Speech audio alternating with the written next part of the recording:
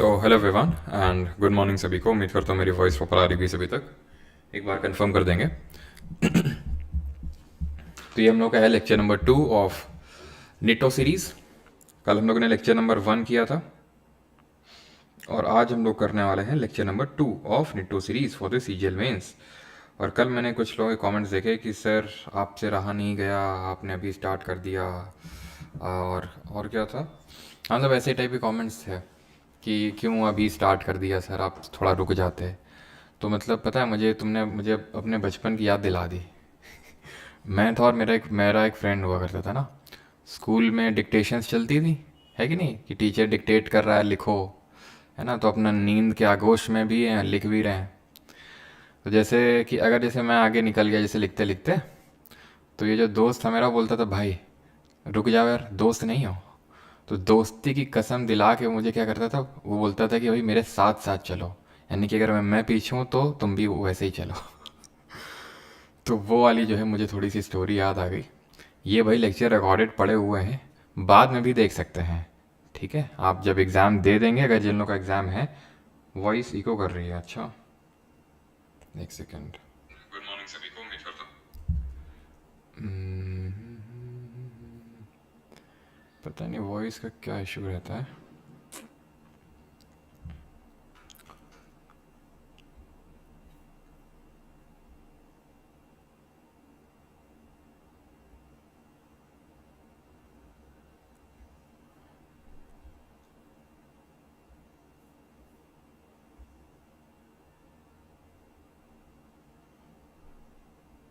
एक सेकेंड भी देखना, ठीक है, मैं इसको हटा के फिर से लगाता हूँ।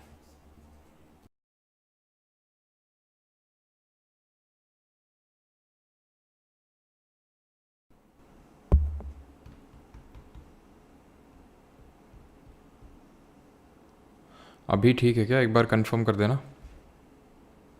अभी कैसा क्या है मेरी वॉइस को?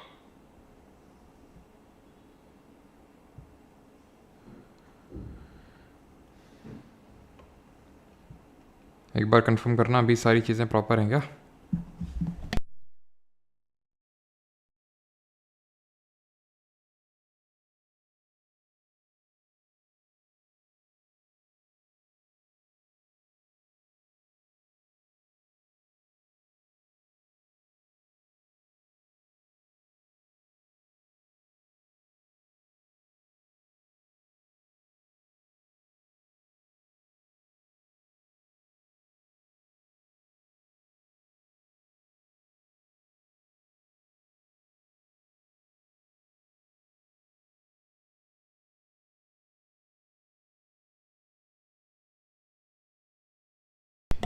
चलिए ठीक, स्टार्ट करते हैं फिर।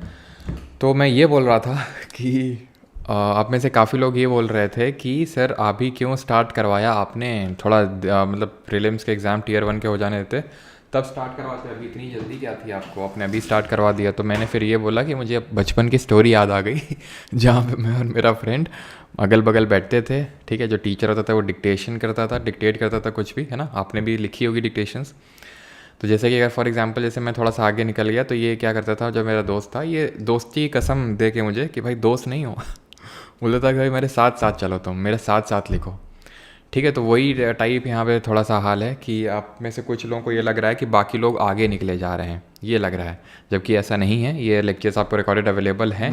ठीक है, आपको हमेशा, ठीक है, आपको हमेशा ये लेक्चर्स देखने को मिलेंगे रिकॉर्ड फॉर्म में, तो आप कभी भी देख सकते हैं। हाँ, वो मैं मानता हूँ कि थोड़ा सा आपको वो लग रहा होगा कि यार यहाँ पे तो मेंस का स्टार्ट हो गया और अभी हमारा टीयर 1 ही नहीं ख़त्म हुआ। ठीक है, खैर वो तो जायज़ है लेकिन आगे बढ़ते हैं। लेक्चर नंबर 2 आज हम लोग का रहने वाला है, और एज़ यूजुअल थोड़ी सी भीड़ छट चुकी है, क्योंकि कल ऐसा था कि भाई देखते हैं क्या होता है। निटो में नया नया था, वो लगता है ये सबको। नेटो का हैंड रिटेन PDF कब मिलेगा? हर चीज़ का हैंड रिटेन PDF दे दो, हर चीज़ का अभी हैंड रिटेन दे देंगे, हिंदी वाला कब मिलेगा? कुछ तो अपने आप से कर लो, हैं। और बोले भी हैं कि जो भी आपने पहले पढ़ रखा है उसको रिवाइज़ करो, उसी में ही ऐड ऑन कर लो इसको, जैसे कि उसको आपको रिवाइज़ करना है, और यहाँ पे जो भी अगर कुछ इक्का दुक्का चीज़ें एक्स्ट्रा होती हैं तो उसको आपको ऐड कर लेना इसी में ही। आपको अलग से ऐसा कुछ नोट्स अगर आपने बिल्कुल ही क्या गिरा नहीं भाई, चेयर पड़ी थी उसको खिसकाया, कुछ गिरा नहीं है, ठीक है।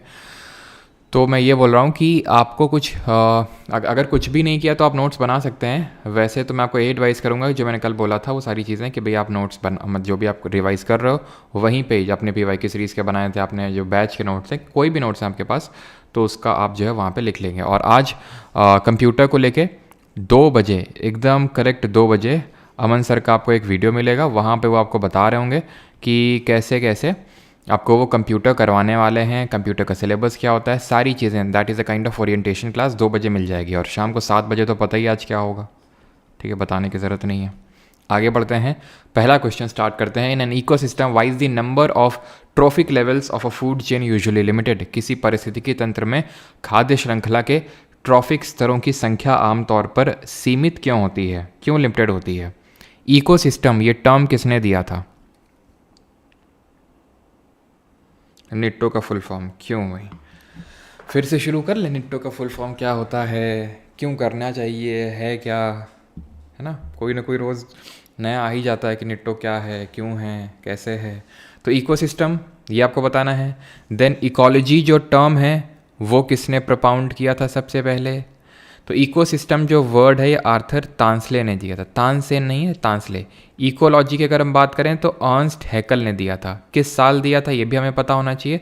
तो अर्नस्ट हैकल ने 1866 1866 में दिया था, ठीक है।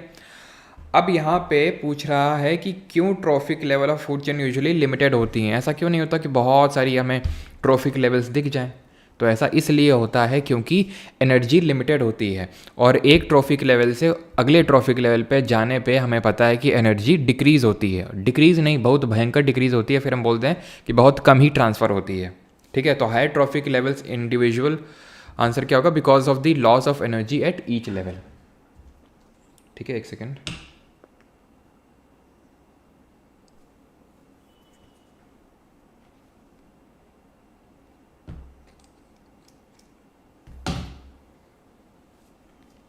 ठीक है, क्योंकि एनर्जी जो है वो लॉस होती रहती है हर लेवल पे, हर ट्रॉफिक लेवल पे। तो ये हम लोगों ने कुछ स्ट्रक्चर पढ़ा था जिसको हम एनर्जी पिरामिड बोलते हैं।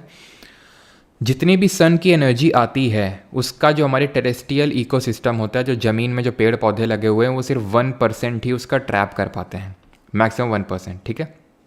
उसके बाद जितना भी एनर्जी ये ट्रैप करते हैं, कंसिडर इट एज 100%, तो उसका मैक्सिमम 10% ही अगले ट्रॉफिक लेवल पे ट्रांसफ़र होता है। उसका मैक्सिमम 10%, उसका मैक्सिमम 10%, उसका मैक्सिमम 10%, यानी कि 90% या उससे ज़्यादा एनर्जी लॉस हो जाती है हर एक ट्रॉफिक लेवल पे।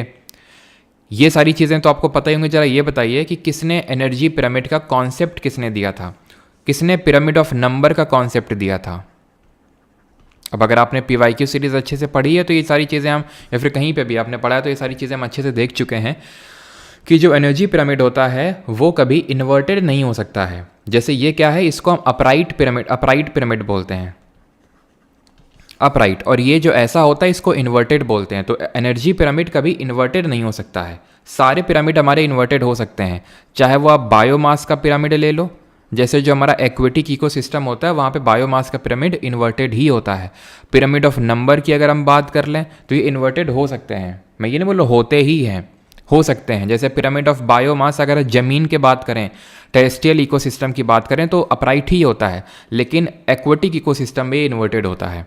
पिरामिड ऑफ नंबर की अगर बात करें तो ये आपका अपराइट ही होता है, इन्वर्टेड भी हो सकता है कुछ केस में, लेकिन एनर्जी वाला इट इज़ ऑलवेज अपराइट, ठीक। एनर्जी लॉस होता है, ये भी चीज़ आपको पता है। सबसे बॉटम ऑफ पिरामिड में कौन होते हैं? प्राइमरी प्रोड्यूसर्स, यानी ऑटोट्रॉफ, जो एनर्जी को, जो सनलाइट को कैप्चर करके खाना बनाते हैं। देन उसके बाद आते हैं प्राइमरी कंज्यूमर्स, उसके ऊपर सारे कंज्यूमर्स हैं। पहले वाले प्राइमरी कंज्यूमर, दूसरे वाले सेकेंडरी कंज्यूमर, तीसरे वाले टर्शरी एंड सो ऑन। जैसे कि हमने पढ़ा था कि एक प्राइमरी प्रोड्यूसर हम ले लेते हैं, जैसे फॉर एग्जांपल घास हो गई। और अच्छा आपको ये पता है, कमेंट में आप ये बताइए, अच्छा बताइए कि अब हम आपको ये बता ही देते हैं कि जो हमारी स्मॉल इंटेस्टाइन है या फिर जो हमारी इंटेस्टाइन है वो सबसे ज़्यादा ग्रास को डाइजेस्ट करने में समय लेती हैं। ये चीज़ आपको पता होना चाहिए, इस पर भी SSC में एक बार क्वेश्चन बन चुका है, ठीक है। तो यहाँ पे ये चीज़ ध्यान रखिएगा कि जो ग्रास होती है, जैसे हम फॉर एग्जांपल मान लेते हैं कि इसको ग्रास हॉपर ने खाया, तो ये हमारी ग्रास हॉपर हो गया, ठीक है। ग्रास हॉपर को फिर किसने खाया? ग्रास हॉपर को मान लेते हैं कि मेंढक ने खाया, दैट इज़ फ्रॉग ने। तो ये सेकेंडरी कंज्यूमर हो जाएगा। फ्रॉग को स्नेक ने खाया तो ये टर्शरी कंज्यूमर हो जाएगा। देन ऊपर क्वाटरनरी कंज्यूमर हमारा हो जाएगा, जैसे कि ईगल हो गया। तो ये मैंने आपको एक फूड चेन बताई। अब ऐसा तो है नहीं कि सिर्फ घास ही सन की एनर्जी को ट्रैप करता है, या सिर्फ घास को सिर्फ ग्रास हॉपर ही खाता है, गाय भी खाते हैं, हिरन भी खाता है। तो ये इन सब को पूरा फूड वेब बोलते हैं, जो पूरा नेटवर्क बनता है उसको फूड वेब बोलते हैं, और एक चीज़ को फूड चेन बोलते हैं। और ये जो होते हैं इसको हम ट्रॉफिक लेवल बोलते हैं। ट्रॉफिक लेवल क्या है? जैसे प्राइमरी प्रोड्यूसर है, तो प्राइमरी प्रोड्यूसर में आपके सारे आ जाएंगे, चाहे वो घास हो, चाहे वो नीम का पेड़ हो, चाहे वो हमारे गेहूं की फसल हो, कुछ भी है जो प्रोड्यूस कर रहा है उसको प्राइमरी प्रोड्यूसर बोल देते हैं। ठीक है। अब यहाँ पे अगर हम बात करें जो एक्वेटिक इकोसिस्टम होता है, वहाँ पे किस तरह से ये फूड चेन चलती है एक्वेटिक इकोसिस्टम में? तो एक्वेटिक इकोसिस्टम में इस तरह से चलता है कि जो मतलब समुद्री जीवों की बात कर रहे हैं, तो वहाँ पे जो खाना होता है, या फिर हम ऑटोट्रॉफ बोल सकते हैं, जो प्रोड्यूसर होते हैं वो फाइटोप्लैंक्टन होते हैं। ये जो फाइटोप्लैंक्टन होते हैं इन पे फीड करते हैं ज़ूप्लैंक्टन, जो कि क्या होते हैं? फ्री लिविंग और बॉटम ड्वेलिंग एनिमल्स इनको बोलते हैं। फ्री लिविंग और बॉटम ड्वेलिंग इनको बोलते हैं, ध्यान रखिएगा। Free living and bottom dwelling. ठीक है। तो ये जू प्लैंक्टन है। जू प्लैंक्टन पे कौन फीड करते हैं? तो स्मॉल फिशेस इनको खाती हैं। और स्मॉल फिशेस को कौन खाता है? जो बड़ी बड़ी हमारी मछलियाँ होती हैं, बिग फिशेस, वो खाती हैं। तो एक्वेटिक इकोसिस्टम में ये चलता है। और जब इनकी डेथ हो जाती है, चाहे कोई भी हो, चाहे आपका ग्रास हो, ग्रास हॉपर हो, फ्रॉग हो, स्नेक हो, कोई भी जब डेथ हो जाती है, तो हमारे जो डिकम्पोजर्स होते हैं वो काम करते हैं, जिनको कि हम डेट्रीवोरस के नाम से जानते हैं। ये डेट्रीवोरस क्या करते हैं? ये जो डेट्रिटस है, डेट्रिटस का मतलब होता है जब कोई भी चीज़ की डेथ हो जाती है, चाहे वो पेड़ पौधा हो, चाहे वो कोई जीव जंतु हो, किसी भी ट्रॉफिक लेवल पे, तो उसको हम डेट्रिटस बोल देते हैं। और उस डेट्रिटस को क्या करते हैं ये डेट्रीवोरस लोग? उसको फर्दर ह्यूमस में कन्वर्ट कर देते हैं। ह्यूमस क्या होता है? ह्यूमस होता है एक dark coloured amorphous solid compound. ठीक है। तो ये क्या होता है? Dark coloured amorphous solid compound होता है। ये फर्दर जो है मिक्स हो जाता है आपका सॉइल में, मिट्टी में। ठीक है। तो ये चीज़ ध्यान रखिएगा कि ये सारी चीज़ें, बाकी इकोलॉजी मैंने बता दिया है। पिरामिड ऑफ नंबर मैंने, अच्छा एनर्जी पिरामिड किसने दिया था? तो ये ध्यान रखना है, रेमंड लिंडेमैन। ठीक है। रेमंड लिंडेमैन, इन्होंने दिया था एनर्जी का पिरामिड। और पिरामिड ऑफ नंबर दिया था चार्ल्स एल्टन ने। ये ध्यान रखिएगा। किसको फादर ऑफ इंडियन इकोलॉजी बोलते हैं? ये आपके लिए क्वेश्चन है। फादर ऑफ इंडियन इकोलॉजी, ये हम किसको बोलते हैं? अगला सवाल है, in what form excess of glucose is stored in a human body? मानव शरीर में जो ग्लूकोज की अधिकता होती है वो किस रूप में संग्रहित होती है? रामदेव मिश्रा, सबका सही है।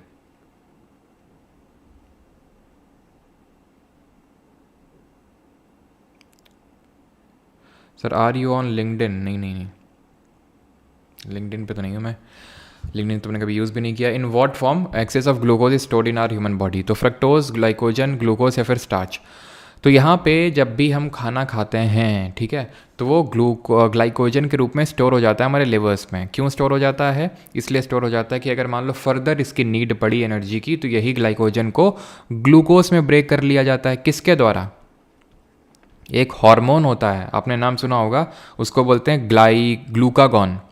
ये जो ग्लूकागॉन होता है ये क्या करता है? लिवर को एक्टिवेट करके ग्लाइकोजन को ग्लूकोज में कन्वर्ट करवा लेता है। और इसका जस्ट उल्टा काम करता है, यानी ग्लूकोज को ग्लाइकोजन में कन्वर्ट करने का काम करता है कौन सा हार्मोन? Insulin hormone. और इन दोनों को कौन सेक्रीट करता है? कौन सा ग्लैंड है जो इन दोनों हार्मोन्स को सेक्रीट करने का काम करता है? It is pancreas. पैनक्रियाज की जो बीटा सेल्स होती हैं वो सेक्रीट करती हैं इंसुलिन को। Beta cells of islet of Langerhans, वो इंसुलिन को सेक्रीट करने का काम करती हैं। इसी वजह से जिनको डायबिटीज़ हो जाता है उनके इंसुलिन के इंजेक्शन लगते हैं। क्यों? क्योंकि उनका ग्लूकोज जो है वो ग्लाइकोजन में कन्वर्ट नहीं हो रहा है, और इसलिए ब्लड में ग्लूकोज लेवल बहुत ज़्यादा बढ़ जाता है। जो नीचे वाला प्रोसेस है जहाँ पे ग्लाइकोजन से चीज़ें ग्लूकोज में कन्वर्ट हो रही हैं, ठीक है, इसको बोलते हैं ग्लाइकोजेनोलिसिस। ग्लाइकोजेनोलिसिस। और जो ऊपर है जहाँ पे ग्लाइकोजन से ग्लूकोज में कन्वर्ट हो रहा है, इसको हम बोलते हैं ग्लाइकोजेनेसिस। ग्लाइकोजेनेसिस बोलते हैं इस चीज़ को हम। इतनी चीज़ क्लियर? स्टार्च क्या है? तो जो हमारे पेड़ पौधे होते हैं, दैट इज़ जो हमारे प्लांट्स होते हैं, उनमें जो फूड स्टोर होता है वो स्टार्च के रूप में होता है। इसीलिए बोला जाता है कि हमें इंटरमिटेंट फास्टिंग करते रहना चाहिए, खासकर वो लोग जिनका फ़ैट बहुत बढ़ा हुआ है, जो मोटे हैं। क्यों? क्योंकि होता यह है कि जो हमारा फ़ैट स्टोर है, जब हम खाना नहीं खाएंगे, बॉडी को तो एनर्जी चाहिए, तो वो जो स्टोर्ड फॉर्म ऑफ एनर्जी है, जो फ़ैट है, उसी को ही ग्लूकोज में ब्रेक करना स्टार्ट कर देगा, जिससे कि फ़ैट जो है धीरे धीरे वो कम होने लगता है। फ्रक्टोज़ क्या होता है? तो फ्रक्टोज़ को हम फ्रूट शुगर के नाम से जानते हैं।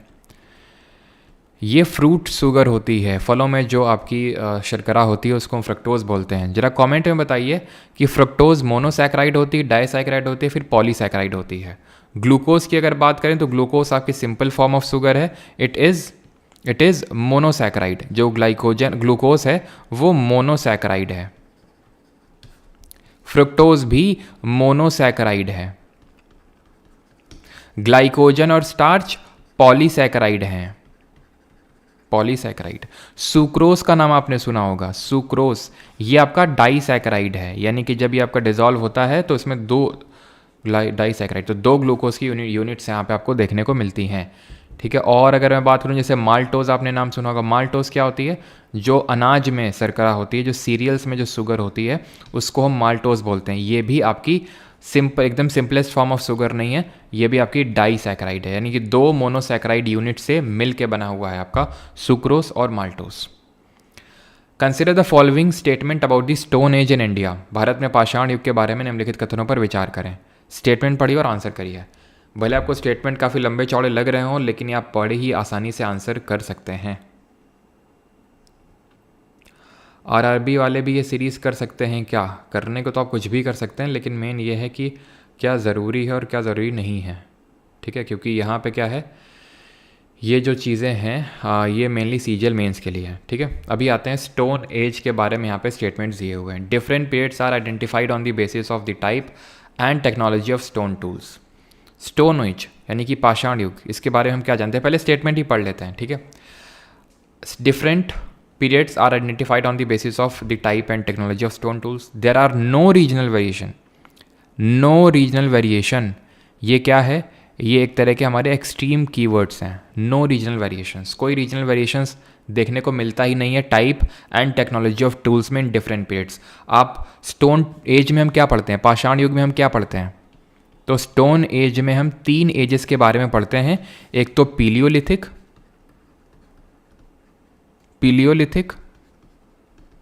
मीजोलिथिक और नियोलिथिक, यही तो पढ़ते हैं।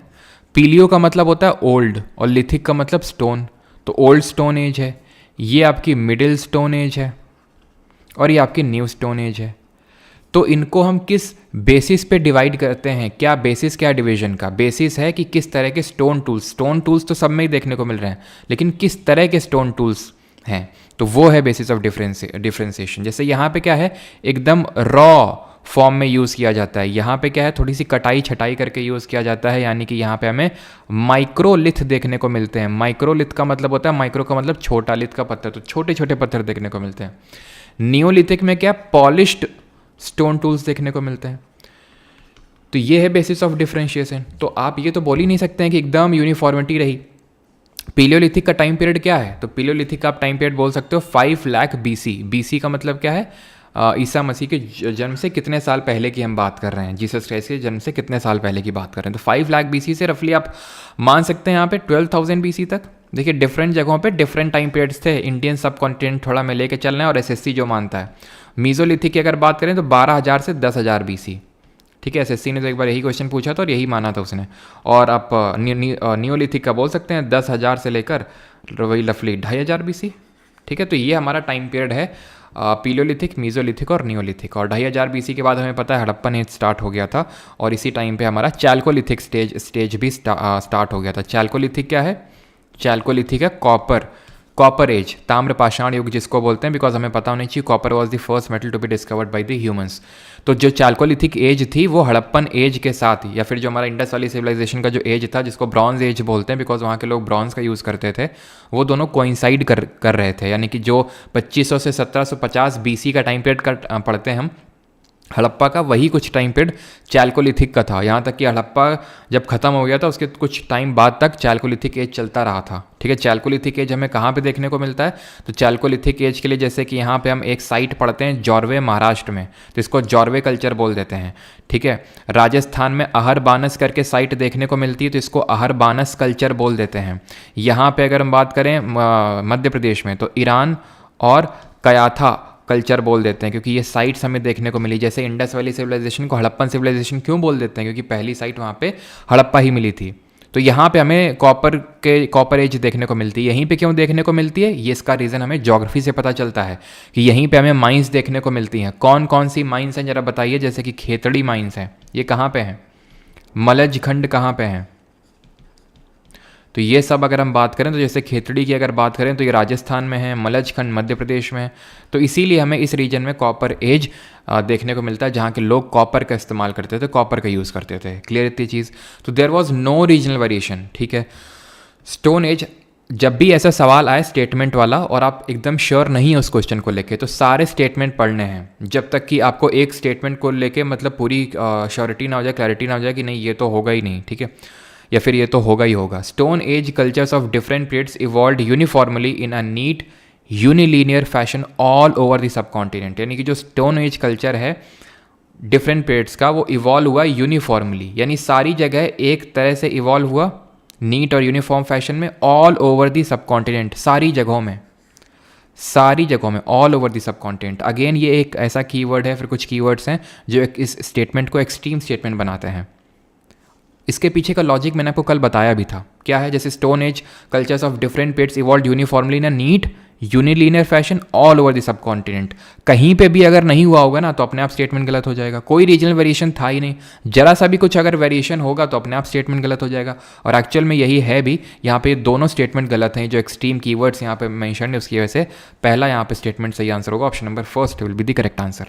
तो यहाँ पे हमने नॉलेज भी गेन किया, या फिर अगर आपको पहले से था तो रिवाइज किया, और कुछ यहाँ पे हमने विजडम भी गेन किया।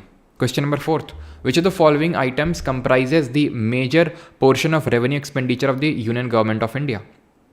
तो जो हमारी यूनियन गवर्नमेंट ऑफ इंडिया उसको एक्सपेंडिचर होता है, ये होगा, बिल्कुल सही है। सुनील, अविनाश, राघवेंद्र, जोया, बलवंत। चलो, तो ये चीज़ तो है ही है कि भाई रीजनल वेरिएशन तो हुए होंगे। अब चलो यहाँ पे स्टोन एज से कुछ और क्वेश्चंस यहाँ पे मैं आपसे पूछ लेता हूँ। क्वेश्चंस सबके लिए ये हैं कि ज़रा बताइए कि कहाँ पे हमें टूल्स देखने को मिले थे जो कि बोन्स के बने हुए थे, हड्डियों के। ये आपको बताना है किस साइट में, किस पर्टिकुलर साइट में। पहले तो इसके आंसर दे लेते हैं। तो बोन्स के हमें देखने को मिलते हैं Burzahom, place of birch, Gufkral, that is the cave of potters, and Chirand. Chirand कहाँ है? पटना में है। बुर्जा होम, गुफकराल कहाँ पे है? ये जम्मू एंड कश्मीर में है। और बुर्जा होम में ही हमें देखने को मिलता है क्या? Burial of main with dogs, burial of main and dogs, साथ साथ जो है इनको बरी किया गया है, आदमी को और कुत्ते का साथ साथ बरियल है बुर्जा होम और बुर्जा होम में। ठीक है, बुर्जा होम का मतलब होता है प्लेस ऑफ बर्च, गुफकराल का मतलब होता है केव ऑफ पॉटर्स। और यहाँ पे हमें पिट ड्वेलिंग भी देखने को मिलती है यानी कि पिट्स में रहते थे। पिट मतलब गड्ढे बना के उसमें रहा करते थे ये लोग। अच्छा, एक और क्वेश्चन का आंसर दीजिएगा। इस टाइम पे एक प्रोटो सिटी का मैंने आपको नाम बताया था। एक प्रोटो सिटी एग्जिस्ट करती थी टर्की में, जो अभी तुर्की हो चुका है, उसका नाम क्या था? तो यहाँ पे अभी हम आते हैं यूनियन गवर्नमेंट ऑफ इंडिया का रेवेन्यू एक्सपेंडिचर का सबसे बड़ा पोर्शन कौन सा है? रेवेन्यू एक्सपेंडिचर यहाँ पे लिखा हुआ है। ठीक है, अब जिन लोगों को नहीं पता है समझ लो अच्छे से। वैसे तो आप में से मोस्टली लोगों को पता होगा, अगर आप मुझसे पढ़े हो तो ये तो एकदम रटा हुआ होगा आपको। भले टियर 1 में क्वेश्चन नहीं पूछा, लेकिन टियर 2 में काफ़ी ज़्यादा क्वेश्चन पूछाने के चांसेस हैं। तो जब हम गवर्नमेंट बजट की बात करते हैं तो पहली बात तो ये बताना है बजट किस आर्टिकल ऑफ कॉन्स्टिट्यूशन में मेंशन्ड है आपका। ठीक है, तो ये क्या होता है? ये रेसीट्स और एक्सपेंडिचर का पूरा एक फाइनेंशियल ईयर में। एक फाइनेंशियल ईयर का मतलब क्या होता है? एक वित्तीय वर्ष का मतलब होता है जो 1 अप्रैल से शुरू होता है और 31 मार्च तक चलता है। जैसे अभी 1 अप्रैल से आपका वित्तीय वर्ष 2024-25 शुरू हुआ होगा और ये 31 मार्च 2025 तक चलेगा। उसको हम वित्तीय वर्ष यानी फाइनेंशियल ईयर 2024-25 बोलेंगे। तो एक फाइनेंशियल ईयर में कितना पैसा आया, कितना गया, ये बजट में प्रेजेंट किया जाता है। बजट वर्ड कहीं पे पर से लिखा नहीं हुआ है, कॉन्स्टिट्यूशन में, इसकी जगह एनुअल फाइनेंशियल स्टेटमेंट लिखा हुआ है, वार्षिक वित्तीय विवरण, एनुअल फाइनेंशियल स्टेटमेंट। ये किस आर्टिकल में लिखा हुआ है? आर्टिकल नंबर 112 अनुच्छेद नंबर 112 में लिखा हुआ है। अब इसको हम दो हेड्स में डिवाइड करते हैं, एक तो राजस्व दैट इज रेवेन्यू और एक पूंजीगत दैट इज कैपिटल। जो राजस्व वाला है दैट इज रेवेन्यू है, चाहे वो कैपिटल वाला हो, समझो ऐसे समझो, ठीक है। जिन लोगों को समझ पहले पता होगा उन्हें पता होगा ऐसे, जब मैंने ऐसा ही पढ़ा है कि भैया ऐसे मान लो ये लेफ्ट पॉकेट है आपकी और ये राइट पॉकेट है, ठीक है। लेफ्ट पॉकेट से आप पैसा निकालते होगे कभी, लेफ्ट पॉकेट में आप पैसा डालते होगे कभी, ऐसे राइट पॉकेट से पैसा कभी निकालते होगे कभी डालते होगे। तो रेसीट का मतलब होता है पैसे का आना, एक्सपेंडिचर का मतलब होता है पैसे का खर्च करना, पैसे का जाना।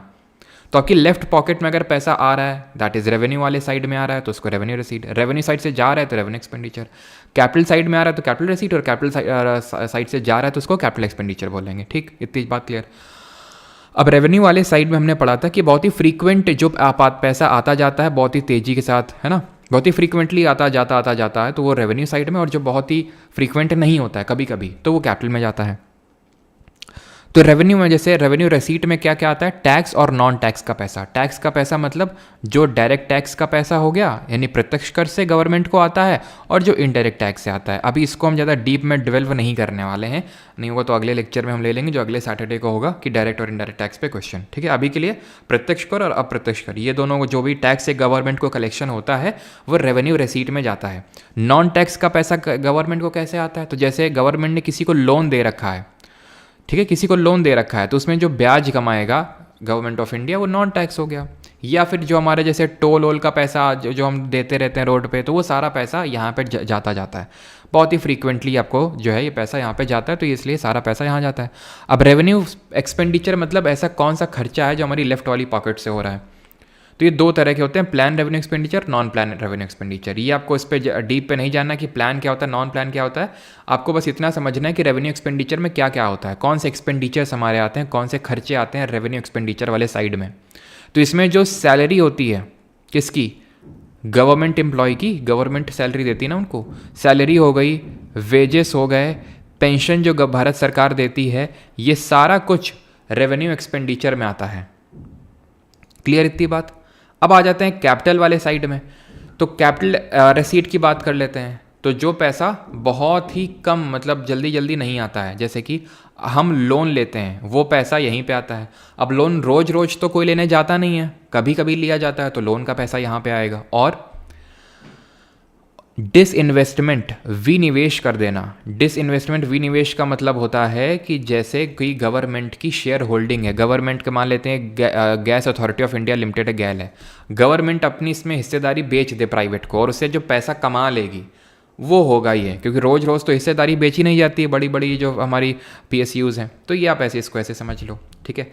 कैपिटल एक्सपेंडिचर में कौन सा एक्सपेंडिचर आता है? जो डेवलपमेंटल नेचर का होता है, जिससे कि सरकार कुछ विकास करवा रही हो, विकास कार्य करवा रही हो, तो वो आता है कैपिटल एक्सपेंडिचर में। जैसे कि गवर्नमेंट अगर रोड बनवा रही है, हाईवे बनवा रही है, तो वो इसमें आएगा।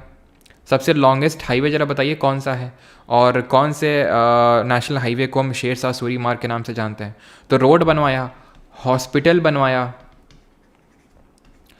स्कूल्स बनवाए, जितना भी डेवलपमेंटल एक्सपेंडिचर है वो कैपिटल एक्सपेंडिचर में जाएगा। यानी एक तरह से अगर हम देखें, और एक चीज़ कि अगर लोन का रीपेमेंट कर दिया, लोन को रीपे कर दिया, लोन को चुकता कर दिया, या फिर किसी को लोन दिया है, लोन हमने पहले लिया था उसको चुकता कर देना, उसको लोन रीपेमेंट बोलते हैं। या फिर हम किसी को लोन दे भी तो सकते हैं हमारे पास अगर एक्स्ट्रा पैसा है, तो वो भी कैपिटल एक्सपेंडिचर में आएगा। यानी कि कैपिटल एक्सपेंडिचर अच्छा वाला एक्सपेंडिचर है। जैसे वो बोलता है ना, एक मीम चलता है कि पापा आप अच्छे पापा हैं, ऐसे करके, तो वैसे ही एक्सपेंडिचर आप अच्छे एक्सपेंडिचर हैं, कैपिटल एक्सपेंडिचर। तो इसमें क्या होता है, ये तो एसेट हमें गेन हो रहा है, हमारी पूंजी बन रही है, कोई हम लोन दे रहे हैं तो उसमें ब्याज बनेगा हमारा, तो एक एसेट है। तो एसेट या तो बनता है, या लाइबिलिटी जो देयता है वो कम होती है। कैसे कम हुई? हमने लोन का रीपेमेंट कर दिया तो लाइबिलिटी हमारी कम हो गई। कैपिटल रिसीट में क्या होता है, इसमें या तो हमारा एसेट जो है वो जा रहा है, पूंजी जा रही है, जैसे डिसइन्वेस्टमेंट कर दिया गवर्नमेंट ने अपने किसी PSU का, तो वो इसका एक एसेट था ना। अब मान लो मेरा घर है, मैं बेच दूं, मेरे अकाउंट पे पैसा तो आ जाएगा कि देखो मैंने घर बेच के 50 लाख आ गए मेरे पास, लेकिन मैंने एक अपनी पूंजी बेच दी, एसेट मेरा चला गया। या फिर लाइबिलिटी आ जाती है, जैसे कि अगर लोन लिया गवर्नमेंट ने तो भाई लोन लाइबिलिटी है, क्यों? क्योंकि आपको इसको देना पड़ेगा, चुकता करना पड़ेगा। ऐसा तो है नहीं कि लोन ले लिए, लोन तो देना ही पड़ेगा, उसमें ब्याज आपको भरना पड़ेगा। तो जो ब्याज भरते हैं वो यहाँ पे आता है, समझ रहे हैं आप? तो जो आप ब्याज भरेंगे, इंटरेस्ट रेट आप भरेंगे वो यहाँ पे आएगा। जो आपने लोन दिया है किसी को, उसका अगर आप ब्याज कमा रहे हैं तो वो ब्याज आप यहाँ पे आपका आएगा रेवेन्यू रिसीट पे। यानी कि लोन कैपिटल, लोन पे जो इंटरेस्ट लेना देना वो रेवेन्यू। और यही नहीं, जो ग्रांट होता है, ग्रांट मतलब अनुमोदन, आई थिंक इसको हिंदी में बोलते हैं ग्रांट। जैसे कि भारत सरकार है, उसने किसी राज्य को ग्रांट दे दी, जैसे मणिपुर को दे दी कि भाई वहाँ पे डेवलपमेंट उतना नहीं हुआ है। तो ग्रांट का मतलब ये होता है कि आपने दे दिया, उसमें कोई आपको ब्याज नहीं मिलने वाला है। लोन क्या, जैसे मैंने आपको लोन दिया तो मैं आपसे बोलूँगा ये लोन लौटा देना और साथ साथ हर महीने ब्याज देते रहना, क्योंकि हर महीने आ रहा है, बार बार आ रहा है, तो इसलिए ब्याज को यहाँ पे रखा। लेकिन जो ग्रांट है, तो तुमने बोला सर इतने रुपए की हमें ज़रूरत है, तो मैंने तुम्हें दे दिया, लो इतने रुपए की ज़रूरत है, ये ले जाओ, तो तुम्हें देने की ज़रूरत नहीं है ना, तो तुम्हें इसमें ब्याज देने की ज़रूरत है। ऐसा पैसा ग्रांट कहलाता है, जो रेवेन्यू साइड में आएगा। क्लियर हो जानी चाहिए, स्पष्ट हो जानी चाहिए सारी चीज़ें। अब यहाँ पूछ रहा है कि सबसे मेजर कॉम्पोनेंट रेवेन्यू एक्सपेंडिचर का क्या है, तो सर ये तो कैपिटल एक्सपेंडिचर है, तो इसको तो एलिमिनेट ही कर दो पहले अपना बेसिक कॉमन सेंस लगा के। आपसे पूछ रहा है कि सबसे बड़ा रेवेन्यू एक्सपेंडिचर का कंपोनेंट कौन सा होता है, ये तो कैपिटल एक्सपेंडिचर है, ये तो हो ही नहीं सकता है कभी। Answer is interest payment. You would not believe कि जो इंटरेस्ट पेमेंट है टोटल एक्सपेंडिचर का रफली 24% है, टू बी वेरी प्रिसाइज 23.8%। इतना परसेंट हमारा ब्याज में ही चला जाता है जो हमने लोन ले रखे हैं। ठीक, फिस्कल डेफिसिट में जब इंटरेस्ट पेमेंट को घटा देते हैं तो क्या मिल जाता है, कौन सा डेफिसिट मिल जाता है? ये मिल जाता है प्राइमरी डेफिसिट, प्राथमिक घाटा मिल जाता है। फिस्कल डेफिसिट क्या दिखाता है हमें? गवर्नमेंट की बोरोइंग्स को दिखाता है। अब अगर ये डेफिसिट वाला आपको कॉन्सेप्ट समझ में नहीं आया है तो इसको छोड़ दो, क्योंकि मुझे पता है अगर इसमें डेफिसिट में घुस गया मैं तो 200-300 लोग यहाँ से चले जाएंगे, भाग जाएंगे, उनको हड़बड़ी होने लगेगी सब क्या हो रहा है। ठीक है, तो कोई नहीं, हम धीरे धीरे सारी चीज़ें कवर कर लेंगे। तो डेफिसिट अगर आप, ये मैंने इसलिए बता दिया क्योंकि आपको अब में से काफ़ी लोगों को पता होगी ये चीज़, तो रिविजन पर्पस से मैंने बता दिया कि फिस्कल डेफिसिट गवर्नमेंट की बोरोइंग दिखाता है। प्राइमरी डेफिसिट क्या होता है? जो फिस्कल डेफिसिट में आप इंटरेस्ट पेमेंट को घटा देते हैं। ठीक है, तो फिस्कल डेफिसिट क्या होता है कि आप गवर्नमेंट, ये चलो मैं डेफिसिट वाले में समझाऊंगा, बजट डेफिसिट में जब आप बोरोइंग को घटा देते हो तो आपको फिस्कल डेफिसिट मिलता है। क्लियर इतनी चीज़? ठीक, आगे बढ़े अभी। As per India state of forest report 2021, which of the following state is not among the top 3 with reference to the maximum area under forest? हाँ, सांस फूलने लगेगी इनकी। हाँ, तो कोई नहीं, हम देखेंगे। ठीक है, आगे बढ़े। Is not among the top 3 with reference to maximum area under forest. तो पहले तो ये बताइए कि, चलो अभी वो मत बताओ, जो हमारा फॉरेस्ट रिसेंट रिपोर्ट है उसके हिसाब से हमारा फॉरेस्ट कवर कितना है? ठीक है, तो जो फॉरेस्ट कवर है वो 21.7% है। लेकिन अगर फॉरेस्ट प्लस ट्री कवर दोनों पूछ लेगा, फॉरेस्ट प्लस ट्री कवर दोनों, तो ये 24.6% है, 24.6%। अब टॉप 3 राज्य कौन से हैं मैक्सिमम अंडर मैक्सिमम एरिया? तो ये सबसे पहला तो हमारा मध्य प्रदेश आता है, दूसरे नंबर पे अरुणाचल प्रदेश आता है, और तीसरे नंबर पे आता है छत्तीसगढ़, चौथे नंबर पे आता है उड़ीसा, पांचवें नंबर पे आता है महाराष्ट्र। ये है एब्सोल्यूट टर्म्स में, ये मैं बार बार आपको बता चुका हूं। एब्सोल्यूट टर्म्स का मतलब ये होता है कि एरिया कितना है।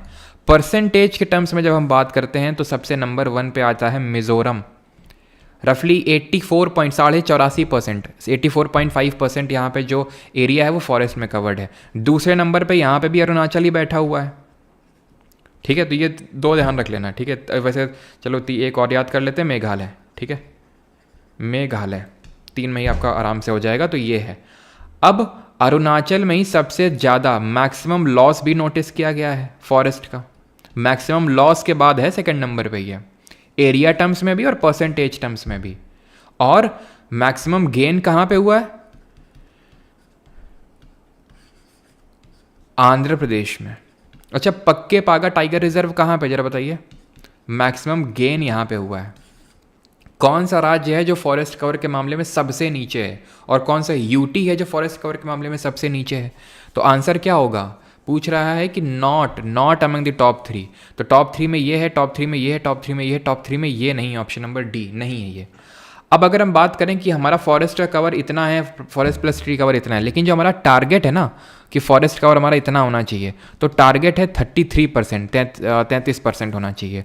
ये कहाँ पे हमने टारगेट रखा है? जो हमारी फॉरेस्ट पॉलिसी है, जो हमने हमारी जो फॉरेस्ट पॉलिसी है 1988 की, 1988 में, उसमें हमने टारगेट रखा था। And let me tell you कि जो पहली India state of forest report आई थी, ये तो 18th थी आई थिंक, 18वें नंबर की थी। जो पहली आई थी वो 1987 में आई थी, फर्स्ट जो पॉलिसी आई थी। ये 2 साल में एक बार आती है जो India state of forest report है, 2 साल में एक बार, दैट इज़ बाई ईनियल रिपोर्ट है, और फर्स्ट लीड आई थी 1987 में।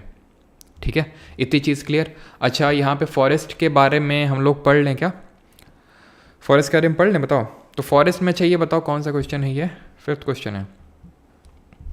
चलो ज़्यादा नहीं पढ़ते हैं, बस इतना बता दो कि मैक्सिमम आपका इंडिया में कौन से फॉरेस्ट पाए जाते हैं, मैक्सिमम इंडिया में जो एरिया है वो कौन से फॉरेस्ट से कवर्ड है। अभी के लिए सिर्फ इतना बता दो, बाकी चीज़ें आगे देखेंगे। Which of the following terms was use for the states in the draft constitution presented by Ambedkar ji on 4 November 1948? तो इस क्वेश्चन का सही आंसर होगा मैक्सिमम। मैक्सिमम है ट्रॉपिकल डेसिडुअस फॉरेस्ट, है ना, ट्रॉपिकल डेसिडुअस, उष्ण कटिबंधीय पर्णपाती वन इनको हिंदी में जानते हैं। इनको ही हम मॉनसून फॉरेस्ट के नाम से भी जानते हैं, इन्हीं को हम मॉनसून फॉरेस्ट के नाम से जानते हैं। क्लियर? और ये इंडिया का जो मैक्सिमम एरिया है, खासकर जो पेनिनसुला प्लेटो प्रायद्वीपीय पठार, वहाँ पे आपको देखने को मिलते हैं। यहाँ का वेजिटेशन चलो थोड़ा सा देख लेते हैं। तो यहाँ का वेजिटेशन की अगर बात करेंगे तो नीम, ठीक है, पलास, खेजरी, अमलतास, ये सब देखने को मिलते हैं यहाँ पे। ठीक है, और जो ड्राई डेसिडुअस होता है, ट्रॉपिकल डेसिडुअस की अगर हम बात करें तो 2 तरह, चलो अभी इसको छोड़ दो, जब पूरा फॉरेस्ट देखेंगे तो वहीं पे देखेंगे। ठीक है, विच अभी मतलब क्वेश्चन आया था आपके CGL Tier 1 में, ये क्वेश्चन आया था कि बीड़ी किसकी पत्तियों से बनाते हैं, तो टेंडू लीव से बनाते हैं। ठीक है, टेंडू यही ड्राई डेसिडुअस जो फॉरेस्ट होते हैं उनमें देखने को मिलता है। तो अभी के लिए बस मैक्सिमम ट्रॉपिकल डेसिडुअस फॉरेस्ट है, मानसून फॉरेस्ट के नाम से जानते हैं बस। तो किस पर्टिकुलर टर्म को यूज़ किया था अम्बेडकर जी ने 4 नवंबर 1948 को, जब उन्होंने ड्राफ्ट प्रेजेंट किया था? देखो, कॉन्स्टिट्यूशन के ड्राफ्टिंग कमेटी के चेयरमैन थे। ड्राफ्टिंग कमेटी की जब हम बात करते हैं, मसौदा समिति या फिर प्रारूप समिति, तो ये कब बनी थी? तो ड्राफ्टिंग कमेटी, ध्यान रखिएगा, इसको सेटअप किया गया था 29 अगस्त 1947 को, 29 अगस्त 1947 को, और इसमें टोटल 7 मेंबर्स थे, जिसके चेयरमैन अम्बेडकर जी थे। इसमें जो पहला ड्राफ्ट कॉन्स्टिट्यूशन का जो प्रेजेंट किया गया था, कॉन्स्टिट्यूशन के जो ड्राफ्टिंग है वो 1946 से ही चालू हो गई थी। लेट मी टेल यू, 1947 में ड्राफ्टिंग कमेटी बनी थी, लेकिन कॉन्स्टिट्यूशन की ड्राफ्टिंग का काम 1946 से ही स्टार्ट हो गया था। 1946 से लेकर 1949 तक ये काम चला था। तो जो पहला ड्राफ्ट है इसको प्रेजेंट किया गया था 21 फरवरी 1948 को, और ये प्रेजेंट किया था BN राव ने, बेनेगल नरसिंह राव, इन्होंने ही पहला ड्राफ्ट प्रेजेंट किया था। और BN राव कौन थे कॉन्स्टिट्यूएंट असेंबली में? और जो आखिरी ड्राफ्ट है, that is the last one, last draft, इसको प्रेजेंट किया गया था, that is final draft in the नवंबर 1949। ये चीज़ ध्यान रखना है। जो हमारे BN राव थे वो कॉन्स्टिट्यूशनल या फिर लीगल एडवाइज़र थे, संवैधानिक सलाहकार थे संविधान सभा के। एक चीज़, चीफ ड्राफ्ट्समैन कौन थे कॉन्स्टिट्यूएंट असेंबली के? Who was the chief draughtsman of constituent assembly? यहाँ पे जो सही आंसर होगा वो यूनियन ऑफ स्टेट होगा। भारत, इंडिया अर्थात भारत राज्यों का एक संघ है। India that is Bharat shall be a union of states, ऐसा लिखा हुआ है कहाँ? आर्टिकल नंबर 1 अनुच्छेद नंबर 1 में लिखा हुआ है। भाग नंबर 1 आपको पता है संविधान का किसकी बात करता है? यूनियन एंड इट्स टेरिटरी की बात करता है, संघ व उसके राज्य क्षेत्रों की बात करता है, यूनियन एंड टेरिटरी। और इसमें आर्टिकल हैं, आर्टिकल नंबर 1 से लेकर 4 तक, अनुच्छेद नंबर 1 से लेकर 4 तक। और पहला बात करता है India that is Bharat shall be a union of state. Ambedkar ji ने यही वर्ड क्यों चुना? उन्होंने फेडरेशन ऑफ स्टेट वर्ड के ऊपर इसको क्यों प्राथमिकता दी? वेयर एज US की अगर हम बात करें, यूनाइटेड स्टेट्स, तो वो एक फेडरेशन ऑफ स्टेट है। अंतर क्या होता है? यूनियन ऑफ स्टेट को इसलिए चुना अम्बेडकर जी ने क्योंकि यूनियन ऑफ स्टेट का मतलब ये हो जाता है कि 2 मतलब हैं इसके, या फिर एक जो प्राइमरी मतलब वो ये है कि states have no right to secede from the union, no right to secede from union. इसका मतलब ये होता है कि जो राज्य हैं उनके पास ये बिल्कुल भी पावर नहीं है कि वो अगर ये चाहें कि हमें इंडिया से अलग होना है, वो नहीं हो सकते हैं, क्योंकि उनकी एग्जिस्टेंस इंडिया से ही है, ना कि उनकी वजह से इंडिया की एग्जिस्टेंस है। तो इसलिए इस चीज़ को इंश्योर करने के लिए इस वर्ड को चुना गया कि स्टेट्स हैव नो राइट। क्या सर यूएस में हो सकता है स्टेट, क्या स्टेट बोल सकते हैं कि हमें यूएस के साथ नहीं रहना?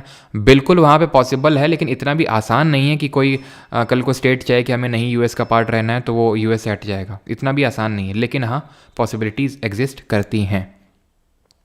क्लियर इतनी चीज़? तो स्टेट्स हैव, ये है यूनियन ऑफ स्टेट का मतलब। चीफ ड्राफ्ट्समैन थे एस.एन. मुखर्जी, ध्यान रखिएगा। अगर आपसे पूछ ले कौन थे कॉन्स्टिट्यूएंट असेंबली में चीफ ड्राफ्ट्समैन, तो एस.एन. मुखर्जी थे। यहाँ पे आर लगा लीजिएगा।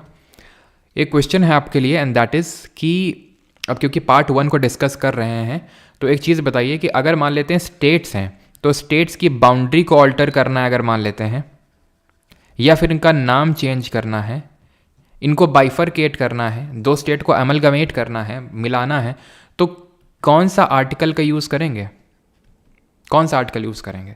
तो यहाँ पे हम यूज़ करेंगे आर्टिकल नंबर 3, अनुच्छेद नंबर 3। अगर नाम बदलना है, बाउंड्री ऑल्टर करना है, काटना छाटना है स्टेट को, एग्जिस्टिंग स्टेट को, तो आर्टिकल 3। आर्टिकल 2 का यूज़ कहाँ पर होता है? तो अनुच्छेद नंबर 2 का इस्तेमाल होता है इस्टेब्लिशमेंट ऑफ न्यू स्टेट। ये बोलता है इस्टेब्लिशमेंट ऑफ न्यू स्टेट्स, ठीक है। और आर्टिकल जो 3 है ये बोलता है formation of new states, formation of new states. अंतर क्या है? अंतर ये है कि आर्टिकल नंबर 2 में अगर हम फॉरेन टेरिटरी को इंडिया का हिस्सा बना रहे हैं तो आर्टिकल 2 का यूज़ करके बनाते हैं। आर्टिकल 3 में क्या है? कोई एग्जिस्टिंग स्टेट है, अभी एग्जिस्ट कर रहा है, जैसे यूपी है, उसको तोड़ना है, उसका नाम बदलना है, तो आर्टिकल 3। कोई बाहर की टेरिटरी, पीओके, मान लो कि पीओके तो हमारा हिस्सा है, मान लेते हैं कि पाकिस्तान का एक हमने हिस्सा अपने में मिलाना है, ठीक है, तो आर्टिकल 2 का इस्तेमाल होगा। क्लियर? आर्टिकल और 4 जो क्या बोलता है? आर्टिकल 4 बोलता है कि जो भी आप चेंजेस करेंगे 2 और 3 के तहत, उनको आर्टिकल 368 के तहत अमेंडमेंट डील नहीं किया जाएगा। अनुच्छेद 368 के तहत संविधान में संशोधन नहीं माना जाएगा। क्यों? क्योंकि ये सारे काम आप बड़ी आसानी से कर सकते हैं, यानी कि साधारण बहुमत यानी कि सिंपल मेजॉरिटी से कर सकते हैं, और उसके लिए आपको कॉन्स्टिट्यूशन में अमेंडमेंट करने की ज़रूरत नहीं पड़ती है। हाँ, जब भी इस तरह का बिल पार्लियामेंट में टेबल किया जाएगा तो उससे पहले प्रेसिडेंट का ये काम बनता है कि वो स्टेट की रिकमेंडेशन ले लेगा कि भाई देखो तुम्हारे स्टेट का नाम बदलने जा रहे हैं या फिर ऑल्टरेशन करने जा रहे हैं, तो अगर कोई रिकमेंडेशन देनी है तो वो तुम दे सकते हो। वो रिकमेंडेशन बाउंडिंग नहीं होती है पार्लियामेंट पे। ठीक, क्लियर इतनी चीज़? आगे बढ़ते हैं। Consider the following pairs of high offices and concern departments in the modern administration. Maurya प्रशासन में उच्च पदों और संबंधित विभागों के निम्नलिखित युग्मों पर विचार करिए। विचार करना है आपको, करिए जल्दी से, कर सकते हैं आप इसको। सर निट्टो का क्या मीन्स है आदर्श यादव? निट्टो का मतलब बताएंगे तुम्हें हम, है ना, आखिर में बताएंगे। चलो, तो यहाँ पे सही आंसर क्या होगा? तो ये कौन है? हमारे ऑफिसर्स हैं मॉडर्न एडमिनिस्ट्रेशन के टाइम पे, ठीक है। तो ये दो तो हम सम्हारता और सानिधाता, ये तो खूब अच्छे से पढ़ते हैं कि सम्हारता क्या है? कलेक्ट करके लाता है रेवेन्यू को, और सानिधाता क्या है? जो कलेक्ट करके आ गया उसको, उसकी देख रेख करता है, यानी ट्रेजरी ऑफिसर होता है। ट्रेजरी ऑफिसर फिर ट्रेजरर होता है, और ये कलेक्ट करके लाता है। यानी 1 और 4 तो होगा ही होगा, 1 और 4 तो हो गई। मान लेते हैं 4 भी नहीं पता है आपको, यही तो आसानी है जब ये स्टेटमेंट टाइप के या फिर इस तरह के टाइप मैचिंग टाइप आते हैं। मान लेते हैं 4 नहीं भी पता है, अगर आपको 1 भी पता है ना कि 1 होगा, अगर 1 होगा तो ये तो होगा नहीं, और अगर ये नहीं होगा तो देखिए ये 1 2 है, ये 1 3 4 है, और ये 1 2 3 4 है। यानी कि अगर 3 4 में से कोई एक भी सही हो गया तो पहला वाला अपने आप गलत हो जाएगा, और चौथा वाला सही है, इसलिए पहला वाला भी जाएगा यहाँ से। अब हमें ये देखना है, देखो एक चीज़ देखो, अब हमारे पास बी और डी बचा है, तो 3 अपने आप सही हो गया है। 3 अगर आपको नहीं पता था अक्षपटल कौन होता है तो भी अपने आप वो सही हो गया। He is records cum audit officer अक्षपटल, जिसको कि हम अकाउंटेंट जनरल भी बोलते हैं, अगर कभी अकाउंटेंट जनरल लिख के आ जाए तो। द्वारिका चीफ ऑफ आर्मी नहीं होता है, चीफ ऑफ आर्मी को हम बोलते हैं क्या? इसको हम बोलते हैं क्या बोलते हैं? सेनापति, ठीक है, सेनापति। तो ये वाला गलत हो जाएगा, आंसर हो जाएगा 1 3 4 ऑप्शन नंबर बी। अच्छा, ऐसे ही बताना आप कि जो हमारा सीता अध्यक्ष होते हैं, ठीक है, सीताध्यक्ष ये कौन होते हैं, और राजुका कौन होते हैं, व्यवहारिका कौन होते हैं, व्यवहारिका, और अशोक ने एक कौन सा ऑफिसर अपॉइंट किया था, ये देखने के लिए कि हर कोई उनका जो रिलीजियस पॉलिसी है उसको फॉलो कर रहा है नहीं कर रहा है। तो सीताध्यक्ष की अगर बात करें तो ये एग्रीकल्चर का ऑफिसर था, देखता था एग्रीकल्चर को लेके सारी चीज़ें। तो ऐसे सीता माता से कुछ याद कर सकते हो, सीता माता एग्रीकल्चर। राजुका की बात करें तो ये एडमिनिस्ट्रेटर होता था ऑफ अ डिस्ट्रिक्ट, यानी कि ये डीएम हुआ करता था, ठीक है। और व्यवहारिका की बात करें तो ये चीफ जस्टिस होता था, यानी कि हमारे डीवाई चंद्रचूड़ जी है ना, चीफ जस्टिस। अशोक की अगर बात करें तो इन्होंने एक ऑफिसर अपॉइंट किया था, उसका नाम था धम्म महामत्ता। उसका काम होता था कि लोग धम्म की पॉलिसी फॉलो कर रहे हैं नहीं कर रहे हैं वो देखना। कंसिडर द फॉलोइंग पेयर्स, निम्नलिखित में से युग्म पर विचार करना है आपको, गजपति, अश्वपति, नरपति। तो ये सारे जो पति हैं इनको आपको मैच करवाना है, सही से मैच करवाइए जल्दी से जी। तो कौन सा सही मैच्ड है, तो गजपति की अगर बात करें तो ये name of a powerful dynasty थी उड़ीसा में, सही है। अश्वपति की बात करें डेक्कन सुल्तान्स थे ये भी सही है। नरपति ये रॉयर्स ऑफ विजयनगर थे, ये भी सही है। अब देखिए आपको पता है कि यहाँ पे जो साउथ इंडिया है, जब यहाँ पे दिल्ली सल्तनत में कौन सी डायनेस्टी रूल कर रही थी, जरा बताइए किस डायनेस्टी का रूल था जब ये यहाँ पे साउथ इंडिया में दो बड़े इंपॉर्टेंट यहाँ पे डायनेस्टीज़ या फिर एम्पायर सेटअप हुए। एक तो यहाँ पे था Vijayanagar empire south of Hampi या फिर साउथ ऑफ कृष्णा रिवर, और नॉर्थ में था आपका बहमानी किंगडम, है ना, बहमानी किंगडम। तो विजयनगर तो स्टैब्लिश होता है 1336 1336 ईस्वी में, कौन स्टैब्लिश करता है इसको, और बहमानी 1347। इस समय यहाँ पे एमबीटी का रूल हुआ करता था मोहम्मद बिन तुगलक का, ठीक है, जिसको हम वाइस फूल के नाम से जानते हैं। तो 1336 में इसको स्टैब्लिश किया था हरिहर और बुक्का ने, और 1347 में इसको सेटअप किया था अलाउद्दीन बहमान शाह ने, ठीक है, अलाउद्दीन बहमान शाह ने इसको स्टैब्लिश किया था। अब एक सेकेंड, ठीक है, तो इसको सेटअप किया था। अब यहाँ पे जो डेक्कन सुल्तान थे इनको अश्वपति के नाम से इसलिए जाना जाता था क्योंकि ये लोग घोड़ों में मतलब एकदम माहिर थे, ठीक है, घोड़े बहुत थे इनके पास। और नरपति इनको बोलते थे, ठीक है, किसको, विजयनगर वालों को। और इनको जो है विजयनगर वालों को कर्नाटक साम्राज्यमऊ के नाम से भी जाना जाता था, कर्नाटक साम्राज्यमऊ, साम्राज्यमऊ। कौन बोलता था इनको, तो जो इनके कंटेम्प्रेरीज हुआ करते थे, जो इनके समकालीन हुआ करते थे, इनको ये विजयनगर एम्पायर नहीं बोला करते थे, इनको कर्नाटक साम्राज्यमऊ बोलते थे। और गजपति जो है उड़ीसा में एक डायनेस्टी रूल करती, तो ऑप्शन नंबर सी यहाँ पे सही आंसर होगा। क्लियर। बाकी यहाँ पे हम चीज़ें देख सकते हैं, जैसे विजयनगर एम्पायर में हमारी कौन कौन सी डायनेस्टीज़ का रूल था, तो वो हम अभी यहाँ पे देख लेते हैं। कौन कौन सी डायनेस्टीज़ का रूल था, संगम, सुलुफ, तुलुफ और अराईवीडू, ठीक है। तो ये चार डायनेस्टीज़ का रूल था कहाँ पे, विजयनगर एम्पायर में। तो संगम का रूल कब से कब तक था, फाउंडर कौन था, क्या हो गया यार इसमें, तो फाउंडर कौन था, हरिहर और बुक्का थे इसमें फाउंडर। संगम की अगर हम एज की बात करें तो ये आपका स्टैब्लिश होता है 1336 में और चलता है टिल 1485, पूछ लेता है ये भी कभी कभी। सुलुफ की अगर बात करें तो 1485 से लेकर ये चलता है आपका 1505 1505 तक। तुलुफ की अगर बात करें तो 1491 से लेकर 1570 तक, और अराईवीडू की बात करें तो 1542 से लेकर 1646 तक ये चलता है आपका। और जो केडीआर थे कृष्णदेव राय, वो किस पर्टिकुलर डायनेस्टी से बिलोंग करते थे, इन्हीं के टाइम पे काफ़ी सारे ट्रैवलर्स आए थे। चलो ट्रैवलर्स वगैरह भी डिस्कस नहीं कर रहे हैं, एक चीज़ बताइए, जो बहमानी किंगडम है उसकी कैपिटल हुआ करती थी गुलबर्ग, ठीक है। किसने कैपिटल को शिफ्ट किया था फ्रॉम गुलबर्ग टू बिदर, किसने शिफ्ट किया था। और यहाँ पे जो प्रोविंसेस होती थी बहमानी किंगडम में, उनको किस नाम से जाना जाता था, तो ये जो कैपिटल शिफ्ट का काम किया था वो अहमद वाली शाह ने किया था, अहमद वाली शाह। और अगर हम प्रोविंसेस की बात करें तो प्रोविंसेस को जाना जाता था तरफ के नाम से, ठीक है, तरफ के नाम से जाना जाता था प्रोविंसेस को।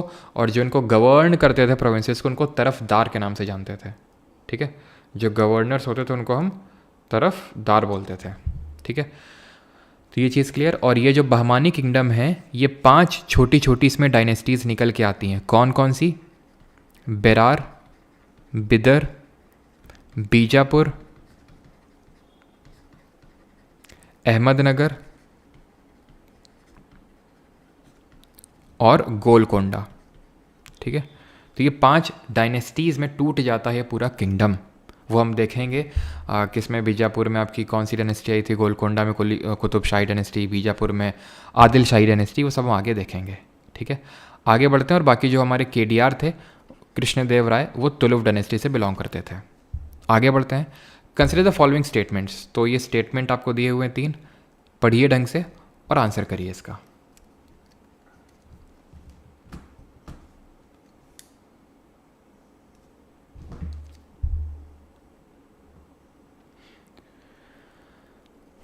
अमुक्त माल्यदा, वो सारी चीज़ें देखेंगे धीरे धीरे। अमुक्त माल्यदा बात आई ही है तो अब बता ही देते हैं। अब अमुक्त माल्यदा का अगर जिक्र हुआ ही है तो ठीक है। तो केडीआर की बुक्स पता होनी चाहिए आपको। जैसे कि एक लोगों ने लिखा अमुक्त माल्यदा, ये थी आपकी एक स्टेट क्राफ्ट, ठीक है। स्टेट क्राफ्ट थी, यानी किस तरह से रूलर को गवर्न करना चाहिए, और तेलुगु में लिखी गई थी ये, ठीक है। तेलुगु में ऐसी थी। एक संस्कृत में लिखी गई थी जाम्बवती कल्याणम, ठीक है। जाम्बवती कल्याणम एक जो है केडीआर ने लिखी थी। और एक चीज़ ध्यान रखिएगा कि यहाँ पे राया, ऐसे यहाँ पे हुआ करते थे विजयनगर एम्पायर के टाइम पे अमर नायक, ठीक है। अमर नायक कौन होते थे? तो अमर नायक होते थे जो मिलिट्री कमांडर्स होते थे इनके टाइम पे, जिनको कि एक पार्ट ऑफ लैंड दे दिया जाता था कि आप इसमें गवर्न करो और उससे रेवेन्यू आप निकालो, ठीक है। केडीआर की अगर बात करें तो इनको जो बहमानी किंगडम वाले थे, इनको बुलाते थे यवन राजप्रिय। यवन का मतलब होता है ग्रीक्स, ध्यान रखना, यवन का मतलब होता है ग्रीक्स। तो यवन राजप्रिय यानी कि लवर ऑफ ग्रीक्स। और इनका क्या टाइटल था? आंध्र भोज के नाम से भी इनको जाना जाता था, आंध्र भोज, ठीक है। इतनी चीज़ें अभी के लिए आपको ध्यान रखनी है। और केडीआर ध्यान रखिएगा कि इन्होंने एक टाउन बनवाया था नगालपुरम, अपनी माता के नाम पे, ठीक है। नगालपुरम करके इन्होंने एक टाउन बनाया था अपनी मदर के नेम पे। और जो आपका विजयनगर एम्पायर है, ये आपका स्टेप्ड टैंक्स के लिए जाना जाता था।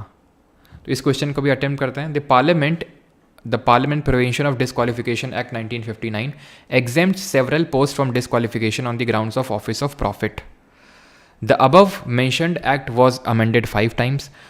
The term office of profit is well defined in the Constitution of India. देखिए, अब ये चीज़ तो ठीक है, समझ में आती है कि यार हम लोग पढ़ चुके हैं, जैसे condition of office of president में भी पढ़ते हैं कि he should not hold any office of profit, यानी कि लाभ का पद जो है वो धारण ना करता हो। तो फिर भी ये समझ में आता है कि हाँ यार सही हो सकता है ये। लेकिन ये तो भाई ऐसा किसी को नहीं पता होगा कि इसको कितनी बार अमेंड किया गया, कितनी बार इसमें संशोधन किया गया ऑफिस ऑफ प्रॉफिट में, है ना। ऐसे तो कोई बता नहीं सकता है, किसी को नहीं पता होगा, तो इसको हम छोड़ देते हैं अभी। तीसरे को पढ़िए। ऑफिस ऑफ जो प्रॉफिट है वो वेल डिफाइंड है, यानी कि वो चीख चीख के बोलना चाह रहा है कि भाई मैं गलत हूँ। वेल डिफाइंड है, हमेशा ध्यान रखना इस चीज़ को। जब भी कभी भी इस तरह से क्वेश्चन आए, ये चीज़ बहुत ही वेल डिफाइंड है कॉन्स्टिट्यूशन में, या फिर ये चीज़ बहुत ही एक्सप्लिसिटली मेंशन्ड है कॉन्स्टिट्यूशन में। जनरली इस तरह के जो स्टेटमेंट्स होते हैं वो गलत होते हैं। जैसे कि अगर अभी मैंने आपसे पूछा कि बजट किस आर्टिकल में मेंशन है, तो बजट मेंशन्ड ही नहीं, और फिर क्योंकि वो डिफाइंड नहीं है तभी वो पूछ भी रहा है, वो लिख भी रहा है कि इट इज़ वेल डिफाइंड। तो ऑफिस ऑफ प्रॉफिट कहीं पे भी वेल डिफाइंड नहीं। तो इस चीज़ को ध्यान रखिएगा जब भी कहीं पे इस तरह से है कि ये चीज़ हमारे कॉन्स्टिट्यूशन में बहुत ही प्रॉपर्ली डिफाइंड है। जैसे बोल दे माइनॉरिटी बहुत अच्छे से डिफाइंड है, तो डिफाइंड नहीं है ढंग से, ठीक है। तो तीसरा वाला गलत होगा, और तीसरा गलत होगा तो अपने आप आपका ऑप्शन नंबर फर्स्ट आंसर हो जाता है ए, 1 and 2 ओनली। सिर्फ एलिमिनेशन करना था और आंसर आ गया था आपका। अगला क्वेश्चन करिए दिल्ली सल्तनत से।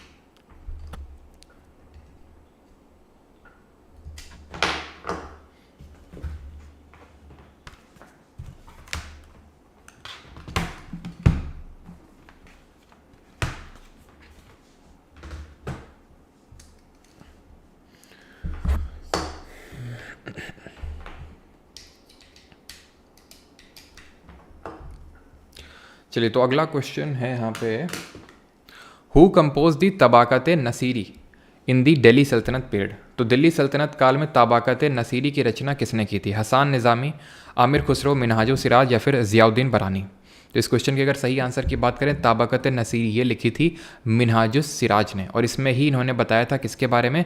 रज़िया के बारे में। क्या कि रज़िया गुंडों में फंस गई? नहीं, ये बताया था कि जो रज़िया है वो ज़्यादा एबल रूलर है एज़ कम्पेयर टू इल्तुतमिश के जो बेटे हैं। हमें पता है Razia was the daughter of Iltutmish और she was the first Muslim women ruler of the medieval India.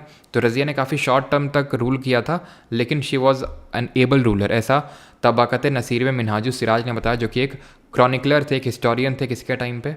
Iltutmish के टाइम पे। ठीक है। अच्छा, आमिर खुसरो किसके टाइम पे? ये एक पोइट थे जिन्होंने कवाली वगैरह इंट्रोड्यूस की थी इंडियन सब कॉन्टिनेंट में।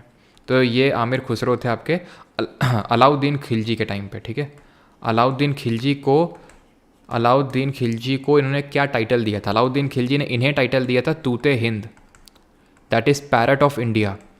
और आमिर खुसरो ने क्या टाइटल दिया था अलाउद्दीन को? ज़ियाउद्दीन बरानी की अगर बात करेंगे तो इन्होंने लिखी थी तारीख़ फ़िरोज़ शाही, तारीख़ फ़िरोज़ शाही। और इसी पर्टिकुलर तारीख़ फ़िरोज़ शाही में ही ज़ियाउद्दीन बरानी ने इस चीज़ का जिक्र किया था कि मोहम्मद बिन जो तुगलक है उसने दो गार्डनर्स कौन थे? लाढ़ा और पीरा, एक वाइन डिस्टिलर को, एक कुक को, इनको हाई एडमिनिस्ट्रेटिव पोस्ट पे अपॉइंट कर दिया था। और इससे हमें ये पता चलता है कि जो एमबीटी है वो कितना ख़राब रूलर है। ये ज़ियाउद्दीन बरानी ने इस चीज़ का जिक्र तारीख़ फ़िरोज़ शाही में किया था। अच्छा, एक क्वेश्चन बताइएगा कि तारीख़ मुबारक शाही किसने लिखी? जिसमें कि उसने ये बताया कि जो सैयद डायनेस्टी के रूलर्स हैं वो प्रॉफिट मोहम्मद के डिसेंडेंट्स हैं, तारीख़ मुबारक शाही में। तो तारीख़ मुबारक शाही में ये बताया किसने? यहया बिन सिरहिंदी ने। ठीक है, यहया बिन सिरहिंदी। ठीक है। और ज़रा ये बताइए कि जो सैयद डायनेस्टी का फाउंडर है वो कौन था? सैयद डायनेस्टी का फाउंडर कौन था? यहाँ पे चीज़ क्लियर? ठीक है। मिनहाजुल सिराज हो गया, ज़ियाउद्दीन बरानी हो गया। यही मेन 3 यही बुक्स हैं जो उस समय की पूछता है आपसे, दिल्ली सल्तनत के टाइम की। ठीक है। और तो आई थिंक ज़्यादा कुछ नहीं है। सैयद डायनेस्टी के फाउंडर कौन था? खिज़्र खान। ठीक है। एक अच्छा बताओ, पातशाहनामा ये आपके पूछी गई थी जो पिछला वाला सीजल मेंस एग्ज़ाम हुआ था उसमें। पातशाहनामा ये किसने लिखी और शाहनामा किसने लिखी? दोनों, पातशाहनामा और शाहनामा, इनमें से एक तो लिखी गई थी शाहजहाँ के टाइम पे और इनमें से एक लिखी गई थी महमूद ऑफ गजनवी के टाइम पे। महमूद ऑफ गजनवी कब आया था? उसका पहला अटैक कब हुआ था? 1001 AD में हुआ था। ठीक है। तो ये जो है पातशाहनामा ये अब्दुल हामिद लाहौरी ने लिखी। ये शाहजहाँ के टाइम की है, ये शाहजहाँ के बारे में है ये। ठीक है। अब्दुल हामिद लाहौरी। सर कहाँ पे? नहीं, इसमें मिनहाजुल सिराज ही होगा। मिनहाजुल सिराज ही होगा। ठीक है। और ये शाहनामा है ये लिखी गई थी महमूद ऑफ गज़नी के टाइम पे। ठीक है। महमूद ऑफ गज़नी के टाइम पे लिखी गई थी, रफली वही 1000 AD के टाइम पे ही। और शाहनामा किसने लिखी? फिरदौसी ने। ये चीज़ ध्यान रखिएगा। आगे बढ़ते हैं। भारतमाला परियोजना इज़ रिलेटेड टू, भारतमाला परियोजना का संबंध किससे है? स्टेटमेंट्स आपके सामने हैं। पहला बोल रहा है interlinking of northern and southern Indian reverse in a garland shape. मतलब इससे वियर्ड स्टेटमेंट ना तो मैंने देखा है ना मैं देखना चाहूँगा। ठीक है। मतलब खुद ही सोचो आप, मतलब ये आपका कॉमन सेंस वहाँ पे कितना काम करता है एग्ज़ाम में जब आप अटेम्प्ट कर रहे हैं पेपर को, वो यहाँ से पता चलेगा या फिर वो डिसाइड करेगा कि आप इन क्वेश्चंस को सही कर पाते हैं या फिर नहीं कर पाते हैं। क्योंकि साफ साफ समझ में आ रहा है, हमें पता है कि जब भी 2 रिवर्स को लिंक करने की बात आती है, भाई 2 राज्य लड़ जाते हैं, सालों सालों तक, दशकों तक लड़ाई चलती है। 10 साल, 15 साल, 20 साल से लड़ाई चल रही, पता चला 60-70 साल से लड़ाई चल रही है कि 2 रिवर्स को इंटरलिंक करने के चक्कर में। और यहाँ ये पहला स्टेटमेंट है, बोल रहा है कि नॉर्थ इंडिया की रिवर्स यानी जो हमारी हिमालयन रिवर्स हो गई और साउथ इंडिया की रिवर्स जो हमारी पेनिनसुलर रिवर्स हो गई, उन सब को लिंक कर देंगे और ऐसा लिंक करेंगे कि एक हार बन जाए। कोई प्रतियोगिता चल रही है यहाँ पे। लिंक करना 2 नदियों को इतना टफ होता है, यहाँ पे पूरी उठा के नॉर्थ वाली पूरी साउथ वाले से कर देंगे और एक हार बना देंगे। तो ये एकदम ही वियर्ड स्टेटमेंट, और ये कोई मैंने जानबूझ के ऐसा कोई यहाँ पे जोक मारने के लिए नहीं बनाया मैंने, ये एक्चुअल स्टेटमेंट पूछा गया था। ठीक इसी तरह से network of national highways in India, ठीक है, interlinking of all cities, again all cities of India through railways, interlinking of all industrial regions of India through pipelines. अगर एक भी मिस हो गया अपने आप स्टेटमेंट गलत हो जाएंगे। ये आंसर है ये, network of national highways in India. और अगेन यहाँ पे कहीं पे भी पहली बात तो ये किसी न किसी, जितने भी क्वेश्चन हैं किसी न किसी आपके एग्ज़ाम में आए हुए क्वेश्चन हैं ये, ठीक है, चाहे जितने भी हों, सारे एसएससी के नहीं, एसएससी के कुछ हैं, कुछ मैंने बाहर से लिए हैं, लेकिन मैंने यहाँ पे कहीं भी छेड़छाड़ नहीं करी कि मैं जानबूझ के यहाँ पे ऑल ओनली ये डाल रहा हूँ सो दैट मैं आपको वो ट्रिक फिट बिठा सकूँ। ठीक है, ये ध्यान रखिएगा। अगला क्वेश्चन है 12th number, which scientist suggested that the magnet must also exert an equal and opposite force on the current carrying conductor. तो ये चीज़ हमें पता है, जरा बताइए कॉमेंट में कि who discovered the magnetic effect of electric current. Magnetic effect of electric जो करंट है उसको किसने डिस्कवर किया था? Magnetic effect of electric current was discovered by whom, ये आपको बताना है। तो ये चीज़ हमें पता है कि 1820 में 1820 में हंस क्रिश्चियन ऑर्स्टेड ने डिस्कवर किया था। हंस क्रिश्चियन ऑर्स्टेड ने। लगे हाथ आप ये भी बता दीजिए किसने heating effect of electric current को डिस्कवर किया था। Heating effect of electric current. अब ये magnetic effect of electric current है क्या? तो इसका मतलब ये होता है कि जैसे मान लेते हैं कोई कंडक्टर है, उसमें करंट मूव कर रहा है, तो उसकी वजह से एक मैग्नेटिक फील्ड उसके अराउंड जनरेट हो जाएगी। आप अगर मैग्नेट लेके आएंगे तो वो मैग्नेट उसको अट्रैक्ट करने की कोशिश करने लगेगा। और एंड्री मैरी एम्पियर ने ये बोला था कि जो मैग्नेट है, मतलब जैसे कि फॉर एग्जांपल आप ये लेके आए, यहाँ पे मैग्नेट पास में लेके आए, तो ये जो कंडक्टर है जिसमें करंट फ्लो हो रहा है, करंट की वजह से मैग्नेटिक फील्ड होगी, तो ये अपनी मैग्नेटिक फील्ड से उस मैग्नेट को इन्फ्लुएंस करेगा, उस पर कोई फोर्स लगाएगा। तो इन्होंने बोला था कि वो मैग्नेट भी एक इक्वल और ऑपोजिट फोर्स रिएक्ट करेगा, और ये हम चीज़ जानते भी हैं न्यूटन के तीसरे नियम के हिसाब से। तो ये चीज़ एंड्री मैरी एम्पियर ने बोली थी। अच्छा, एक क्वेश्चन का आंसर दीजिए, पहले इसका मैं आंसर देता हूँ। आंसर इसका होगा जेम्स पी जूल। अब क्वेश्चन आपके लिए ये है कि अगर ये मुझे डायरेक्शन ऑफ मैग्नेटिक फील्ड निकालना है एक करंट कैरिंग कंडक्टर में, एक स्ट्रेट करंट कैरिंग कंडक्टर है, इसमें करंट फ्लो हो रहा है, तो इसमें डायरेक्शन क्या होगा मैग्नेटिक फील्ड का, ये किस रूल से हमें पता चलता है, ये बताइए जरा। देन इस चीज़ का ध्यान रखिएगा, माइकल फैराडे ने क्या दिया था, इलेक्ट्रोमैग्नेटिक इंडक्शन का कॉन्सेप्ट दिया था। EMI, विद्युत चुंबकीय प्रेरण, ये क्या होता है? तो विद्युत चुंबकीय प्रेरण की अगर हम बात करेंगे तो इसका मतलब ये है कि जैसे फॉर एग्जाम्पल आप ऐसे समझो कि एक मैग्नेटिक फील्ड है, ठीक है, मान लेते हैं चुंबक है, ठीक है, इसकी वजह से कोई मैग्नेटिक फील्ड होगी इस तरह से, ध्यान से समझना इसको, ठीक है।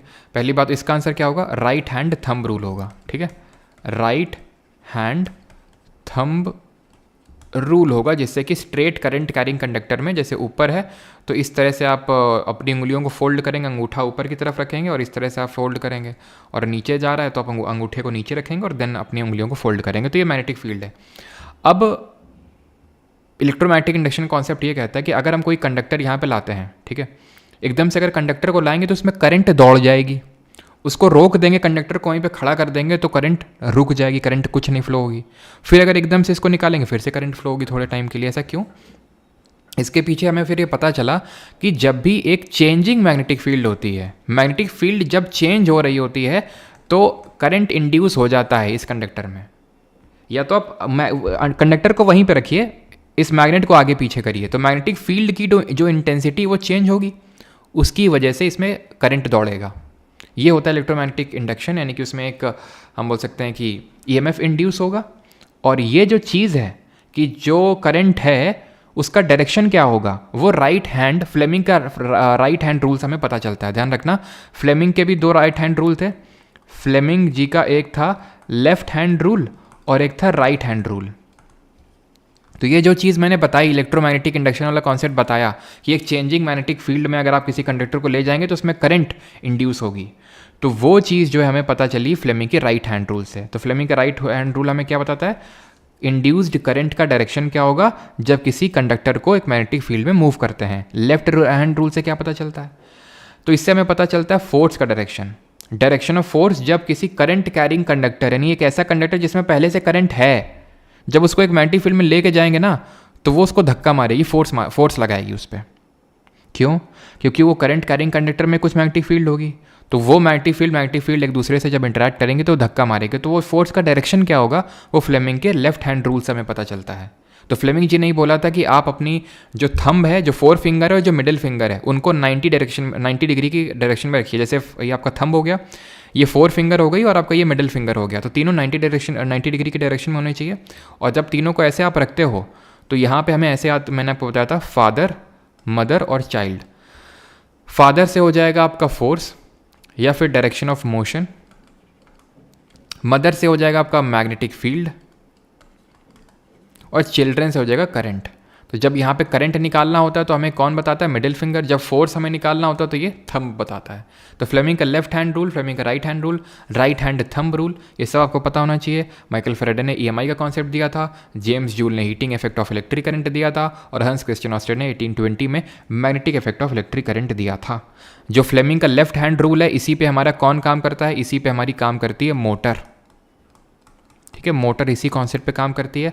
राइट हैंड रूल जो है इस पे जनरेटर काम करता है, जनरेटर। ठीक है, जनरेटर क्या करता है? जनरेटर आपकी मैकेनिकल एनर्जी को, यानी कि यांत्रिक ऊर्जा को किस में कन्वर्ट करता है? विद्युत ऊर्जा में, दैट इज इलेक्ट्रिकल एनर्जी में। और मोटर क्या करती है? मोटर आपकी यांत्रिक ऊर्जा को, यानी कि इलेक्ट्रिकल एनर्जी को मैकेनिकल में कन्वर्ट करती है।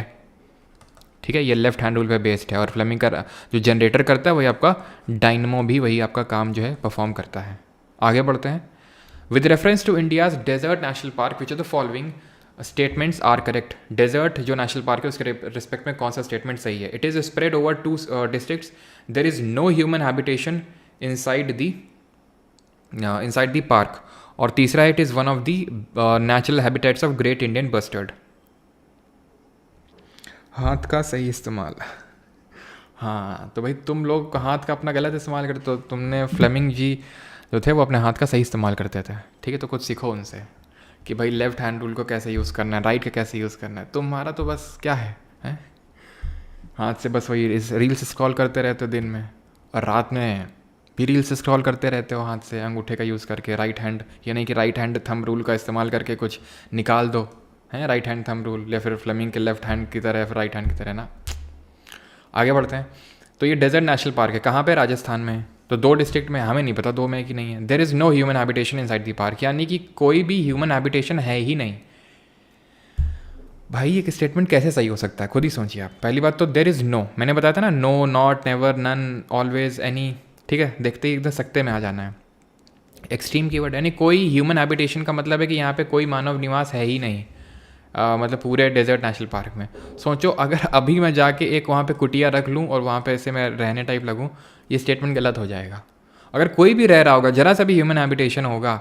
अब भाई किसी ने भी ये जो क्वेश्चन आया होगा, तुमको क्या लगता है कि किसी ने पढ़ा होगा क्या ये कि अच्छा यार यहाँ पे तो कोई कौन पढ़ता है भाई ये कि ये 2 डिस्ट्रिक्ट में था कि 3 डिस्ट्रिक्ट में कि 4 डिस्ट्रिक्ट में है। हाँ, राजस्थान का पेपर है तो चलो अलग बात है। ठीक है, तो ये स्टेटमेंट यहाँ पे गलत है। बस बेसिक लॉजिक लगाना था आपको। दूसरा जब गया तो यहाँ पे आंसर अपने आप ऑप्शन नंबर थर्ड हो गया, 1 और 3। ग्रेट इंडियन जो बस्टर्ड है ये आपका राजस्थान का स्टेट बर्ड है, ग्रेट इंडियन बस्टर्ड। ठीक है, अच्छा राजस्थान के हम कुछ और भी देख लेते हैं क्या? राजस्थान के कुछ और नेशनल पार्क्स बताइए जल्दी से, कौन कौन से नेशनल पार्क्स आपको राजस्थान में देखने को मिलेंगे? तो एक तो है हमारा केवला देव। केवला देव इतना फेमस क्यों है? कोई बताएगा? केवला देव जो घाना नेशनल पार्क है वो क्यों इतना फेमस है और क्यों इतना इम्पॉर्टेंट है ये? फिर अगर हम बात करें, केवला देव हो गया, और कौन सा हो जाएगा यहाँ पे? आपका सरिस्का हो जाएगा। ठीक है,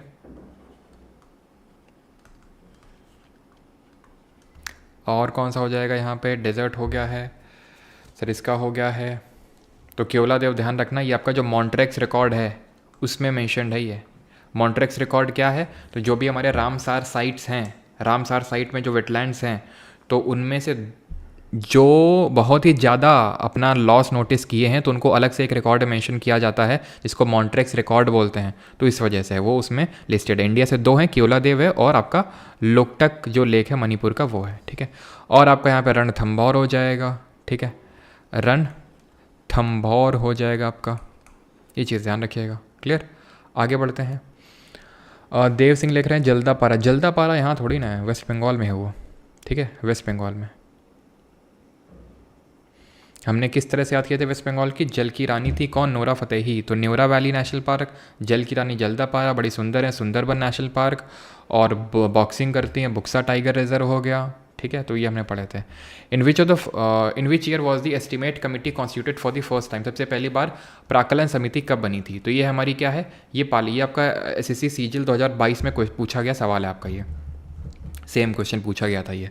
तो जो हमारी पार्लियामेंट्री कमिटीज़ होती हैं वो दो तरह की होती हैं। एक तो हमारी परमानेंट कमिटीज़ होती हैं जो हमेशा से एग्जिस्ट करती चली आ रही हैं, ठीक है, परमानेंट टाइप काम होते हैं। और दूसरी होती हैं टेम्पररी, ठीक है, टेम्पररी। तो जो परमानेंट कमिटीज़ होती हैं इनको स्टैंडिंग कमेटी के नाम से जाना जाता है, स्टैंडिंग।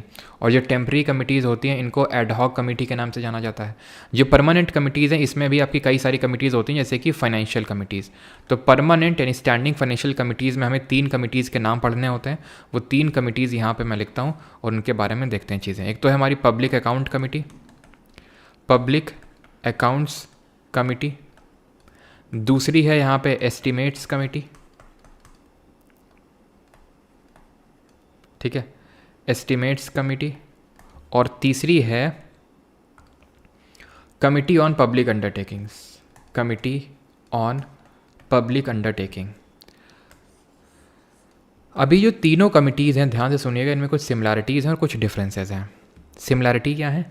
किसके जो भी मेंबर होते हैं, जो भी मेंबर्स हैं वो मिनिस्टर नहीं हो सकते हैं, मिनिस्टर नहीं हो सकते हैं। मिनिस्टर नहीं हो सकते हैं मतलब इसका ये है कि वो कोई पोर्टफोलियो होल्ड नहीं कर सकते हैं। भाई 2 तरह के मेंबर ऑफ पार्लियामेंट होते हैं, या तो मिनिस्टर होगा वो, या वो प्राइवेट मेंबर होगा। 2 में से एक ही हो सकता है, या तो मिनिस्टर या तो प्राइवेट मेंबर, तीसरा नहीं होगा वो। मिनिस्टर वो होते हैं जो कोई पोर्टफोलियो होल्ड करते हैं, प्राइवेट मेंबर वो होते हैं जो कोई पोर्टफोलियो होल्ड नहीं करते हैं। वो सरकार का आदमी भी हो सकता है और विपक्ष का तो हो ही गए होगा, ठीक है। तो ऐसे राहुल गांधी हैं तो वो थोड़ी ना कोई मंत्रालय में है, तो वो प्राइवेट मेंबर होंगे। लेकिन आपको लगेगा कि सारे बीजेपी वाले मिनिस्टर कहलाते होंगे, सारे अपोजिशन वाले प्राइवेट मेंबर। ऐसा नहीं है, काफ़ी बीजेपी वालों को कोई पोर्टफोलियो नहीं दिया जाता है, ठीक है, कोई जो रूलिंग पार्टी होती है तो वो भी आपके प्राइवेट मेंबर कहलाते हैं। तो इसमें मिनिस्टर मेंबर नहीं हो सकते हैं। और जो सबका कार्यकाल है वो 1 साल का होता है, 1 ईयर का ड्यूरेशन होता है सब में, ठीक है, ड्यूरेशन जो है सब में वही होता है, 1 ईयर का होता है। तो सब में ये दोनों सिमिलैरिटीज़ हैं। और जो मेंबर्स चुने जाते हैं वो proportional representation plus single transferable vote यानी अनुपातिक प्रतिनिधित्व प्लस एकल संक्रमणी मत, जिस प्रणाली से आपका राज्यसभा और के लिए चुनाव होता है, जिस प्रणाली से आपका प्रेसिडेंट के लिए चुनाव होता है, वैसे चुने जाते हैं, ठीक।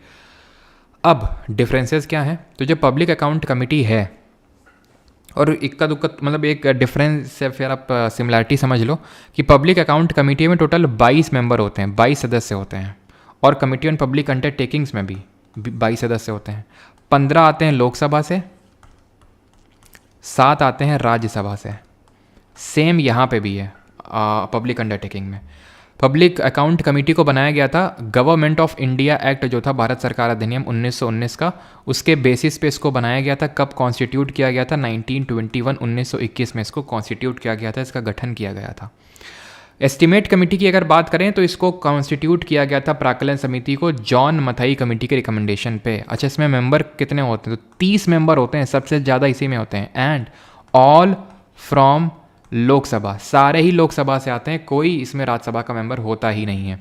तो इसको जॉन मथाई कमेटी के रिकमेंडेशन पे सबसे पहले इस्टेब्लिश किया गया था और इसको सबसे पहले कॉन्स्टिट्यूट किया गया था पोस्ट इंडिपेंडेंस साल 1950 में। क्लियर? और यहाँ पे अगर बात करें तो इसको कृष्णा मनन कमेटी के रिकमेंडेशन पे इस्टेब्लिश किया गया था। कब इस्टेब्लिश किया गया था इसको?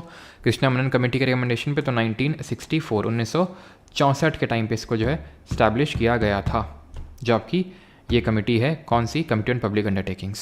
क्लियर है?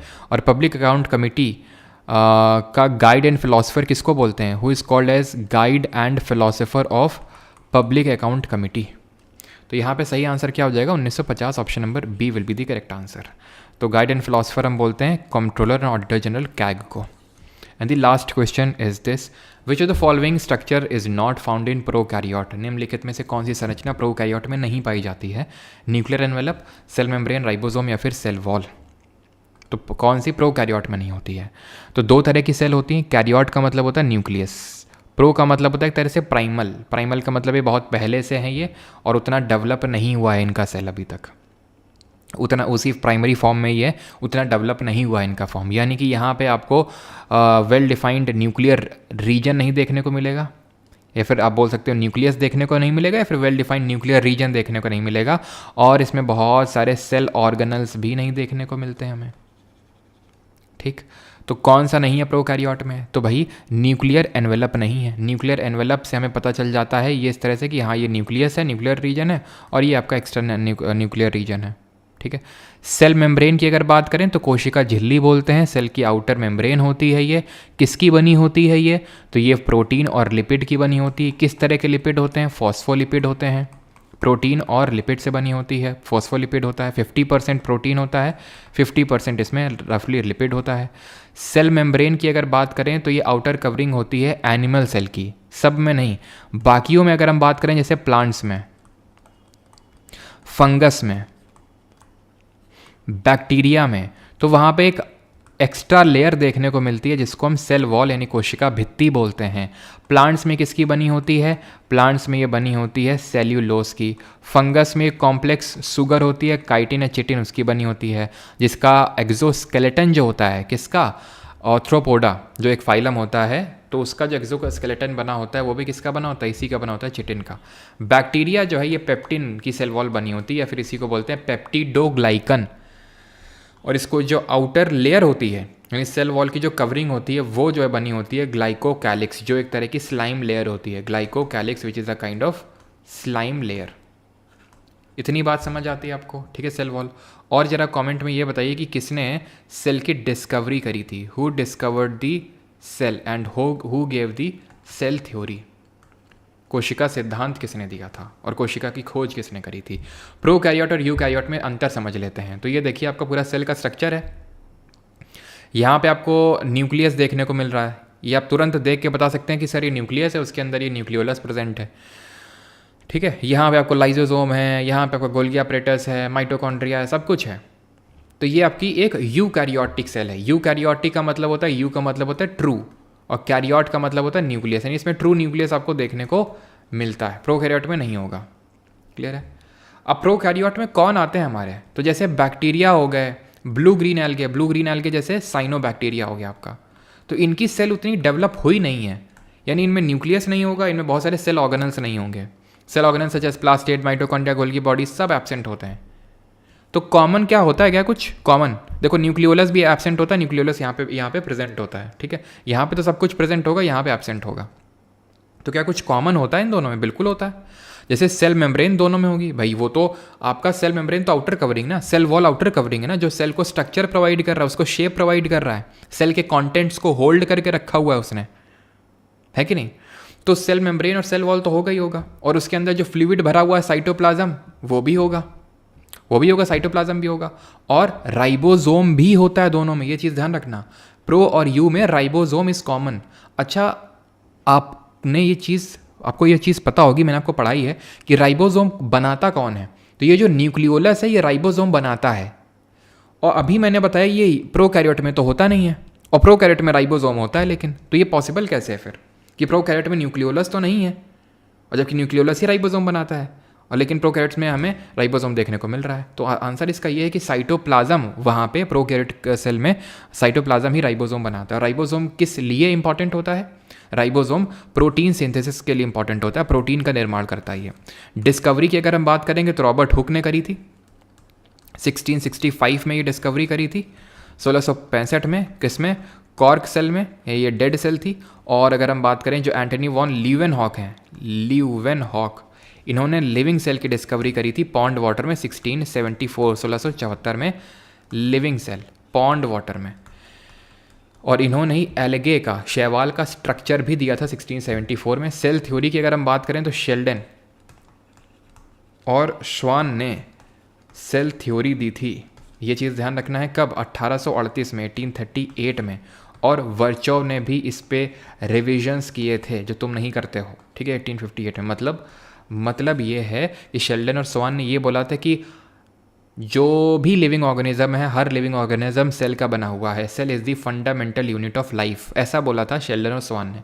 वर्चो ने बोला था कि कोई भी जो न्यू सेल बनती है, नई कोशिका बनती है, वो एक प्री एग्जिस्टिंग सेल से ही बनती है जो पहले से एग्जिस्ट कर रही है। ये वर्चो ने बोला था 1858 में। न्यूक्लियर की डिस्कवरी किसने करी थी? तो ये करी थी रॉबर्ट ब्राउन ने, भूरे जी ने करी थी ये। अभी के लिए इतना ही, बाकी हम सारा फंक्शन वगैरह में नहीं जा रहे हैं कि सीलिया राइजोसोम का क्या फंक्शन होता है, माइक्रोट्यूब्यूल और ये सब क्या होता है। तो अभी के लिए इसको छोड़ दीजिए, जब सेल ऑर्गेनल का कोई क्वेश्चन लेंगे तो वहाँ पे देखेंगे, ठीक है। लेक्चर होता है यहाँ पे हमारा ख़त्म। बाकी आपको पता है कि कंप्यूटर की आज से आप लोगों का क्लास कल से स्टार्ट होगी क्लास, तो वैसे एक्चुअल में बाकी क्लास की टाइमिंग क्या रहेगी, कैसे क्या सारी चीज़ें हम आंसर करवाएंगे, वो आज आपको पता चल जाएगा। इस पर्टिकुलर जो वीडियो जो दोपहर को 2 बजे आएगा 2 PM पे, और बाकी शाम को 7 बजे तो आपको पता ही है क्या आने वाला है आज, है ना। 110 PDF मिलेंगे क्या अखिल? फिर से वही सेम सवाल है यार, है मतलब कल भी वही आंसर दिया, फिर से वही आंसर दिया, फिर से वही आप सेम आज डाउट पूछ रहे हो।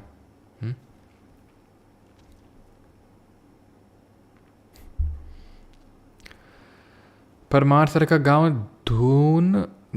धूंधपुर कानपुर के पास ही। धूंधपुर कहाँ पड़ता है भाई?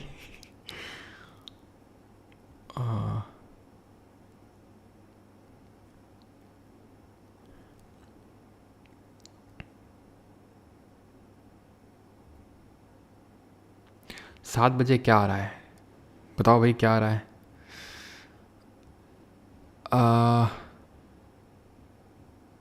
क्या चीज़? आपने तो फर्स्ट ड्राफ्ट 1948 लिख दिया, तो फर्स्ट ड्राफ्ट प्रेजेंट किया गया था 1948 में ही,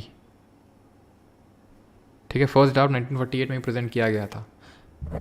स्टार्टिंग ड्राफ्टिंग की हो गई थी 1946 में, लेकिन प्रेजेंट कब किया गया था वो मैंने आपको बताया।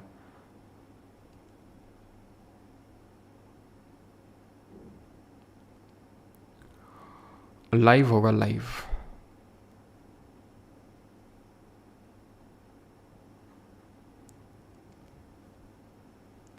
चलिए भाई, थैंक यू। इसका PDF आपको मिल जाएगा परमार SSC के टेलीग्राम चैनल पे। बाकी यार नोट्स वगैरह मैंने आपको बताए थे कि आपको ऐड ऑन करते जाना है। जो भी आपको अगर कुछ नई चीज़ लग रही तो ऐड ऑन कर लो। बाकी जैसे सेल के बारे में बताया, तो ये सारी चीज़ें आपके नोट्स में होंगी पहले, जो हम लोग पहले कर चुके हैं, चाहे PYQ सीरीज़ हो या फिर बैच में, तो हम सारी चीज़ें कर चुके हैं, ठीक है। तो वो चीज़ है, और उसमें आपको ऐड ऑन करते जाना। आप बनाना चाहते हैं, इट इज़ योर चॉइस, ठीक है। और अगर कोई बना रहा हो तो भेज देगा, सेंड कर देगा। जो नंबर्स हैं, ये जैसे ये नंबर है, इसमें लिखा हुआ है, मेरा नंबर नहीं है, तो मैं अपलोड कर दूंगा, उसमें कोई दिक्कत नहीं है मुझे, ठीक है। अगर कोई बना रहा हो तो, लेकिन मैं तो एडवाइस यही करूँगा कि अगर आपने बना रखे हैं तो आप उसमें ऐड ऑन कर लीजिएगा, वो ज़्यादा सही रहेगा।